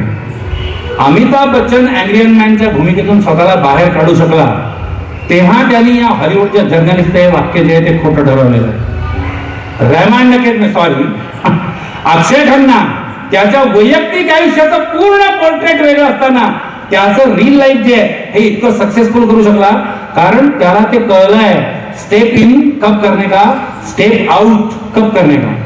रहमान नकेत रोज संपला, शूटिंग संपलं, त्याच्यानंतर हा नाही कुठे की वही मैं हूं जिसकी वजह से फिल्म चली. पिक्चर निघाला किंवा आला तेव्हा कुठेच माझं नाव नव्हतं, म्हणजे खिसगंडीत नव्हतं मी कोणाचा. कारण रणबीर सिंग होता, अरे काय त्याचे सगळे स्टारकास्ट म्हणून अर्जुन रामपाल होता, राकेश बेदी होता, सगळं होतं. इतकं काहीतरी हे असेल याचं कॅरेक्टर किंवा हे इतकं पहिले कोणालाच नाही वाटलं. ते लोकांना वाटलं, इतकं लोकांनी अप्रिशिएट केलं, इतकं डोक्यावर घेतलं, तरी सुद्धा आता त्याच्या डोक्यात ते काहीच नाहीये. He can easily step out of that role. और आखिरी नाम बताता हूं जो अभी अभी स्टेप आउट करके गया, लिटरली स्टेप आउट, तो गेलेला नाही, थैंक गॉड, पण he has stepped out of his role. Arijit Singh. Saigal, Mukesh, Kishore Kumar, Mohammed Rafi, Mohammed Aziz, चला समोर, अमित कुमार, है ना, चला समोर, हरिहरन, जे का सगळ्यांची नाव घेऊन घ्या, है ना. लेटेस्ट याच्यातलं सगळ्यात मोठं टॉवरिंग नेम सिंगर म्हटलं कोणतं? अरिजित सिंग. पागल आहोत आपण त्याच्याकरता, हे त्यालाही माहित आहे. आणि काय काय मातीचा बनलेला माणूस आहे याला हा, की प्रचंड डिमांड आहे, प्रचंड स्ट्रगल नंतर एका गँगनी त्याच्यावर बॅन टाकलं की याला गाणी मिळायलाच नको, त्याच्यानंतर स्वतःला प्रूव्ह करून एस्टॅब्लिश्ड आणि सक्सेसफुल झालेला सिंगर आहे. आता आज कुठेतरी ती लागली तार, तेच ते टॅलेंट, तेच यक्ष किंवा गंधर्वाचं टॅलेंट, तेच असणं किंवा नसणं, स्वतःच्या डोक्यातलं स्वतःच्या आत्म्याविषयीच फक्त प्रकटन म्हणजे माझी कला. आणि not performing for the people. मेरे को लगता है बहुत हो गया, मेरे को लगता है बहुत हो गया, तो मैं रुक जाऊंगा. I can step out that easily out of my role. इसके बाद सिंगिंग बंद. त्याच्यावर हे पण की खूप सारे यंगस्टर्स असतील माझ्यासारखे अजून, ज्यांना मी असल्यामुळे ज्यांना संधी नाही मिळत आहे, मी असल्यामुळे ज्यांना संधी नाही मिळत. कारण जोपर्यंत अरिजित सिंग आहे तोपर्यंत त्यालाच बोलवतील. याच्या पलीकडची स्पिरिच्युअलिटी पाहिली आहे तुम्ही कोणत्या एखाद्या आश्रमात तरी, अशा कोणत्या बाबा भाऊंच्या मठामध्ये, अशा कोणत्या शेंदूर लावलेल्या दगडांमध्ये, अशा कोणत्या मठांमध्ये, अशा कोणत्याही धार्मिक किंवा अशा पूजनीय वंदनीय मानल्या जाणाऱ्या ठिकाणांमध्ये नाही ना. ही स्पिरिच्युअलिटी पण या लाईफ मध्ये आहे. मी मगाशी म्हटलं तसं वापरायचं काय रे, घेण्यासारखं इतकं आहे आणि बंबाडी इतका सैलावी आहे. वापरायचं काय, आपली बुद्धी, आपलं डोकं आणि आपलं तारतम्य. इतने बड़े बड़े लोग जब इतनी आसानी से स्टेप आउट करके निकल जाते हैं उनके फील्ड से, उनके रोल से, चाहे तो कोई जिंदगी से, जैसे SSR किंवा इरफान खान, आणि हे step out of the role, step out of the life, step out of the career. बरोबर की आपण आपापल्या यार क्षुल्लक काय जगतोय मी, काय जगतोय मी, हे मलाही कळलंच पाहिजे की आता थांबायला पाहिजे. तसंही आणि असंही थांबतो. धन्यवाद.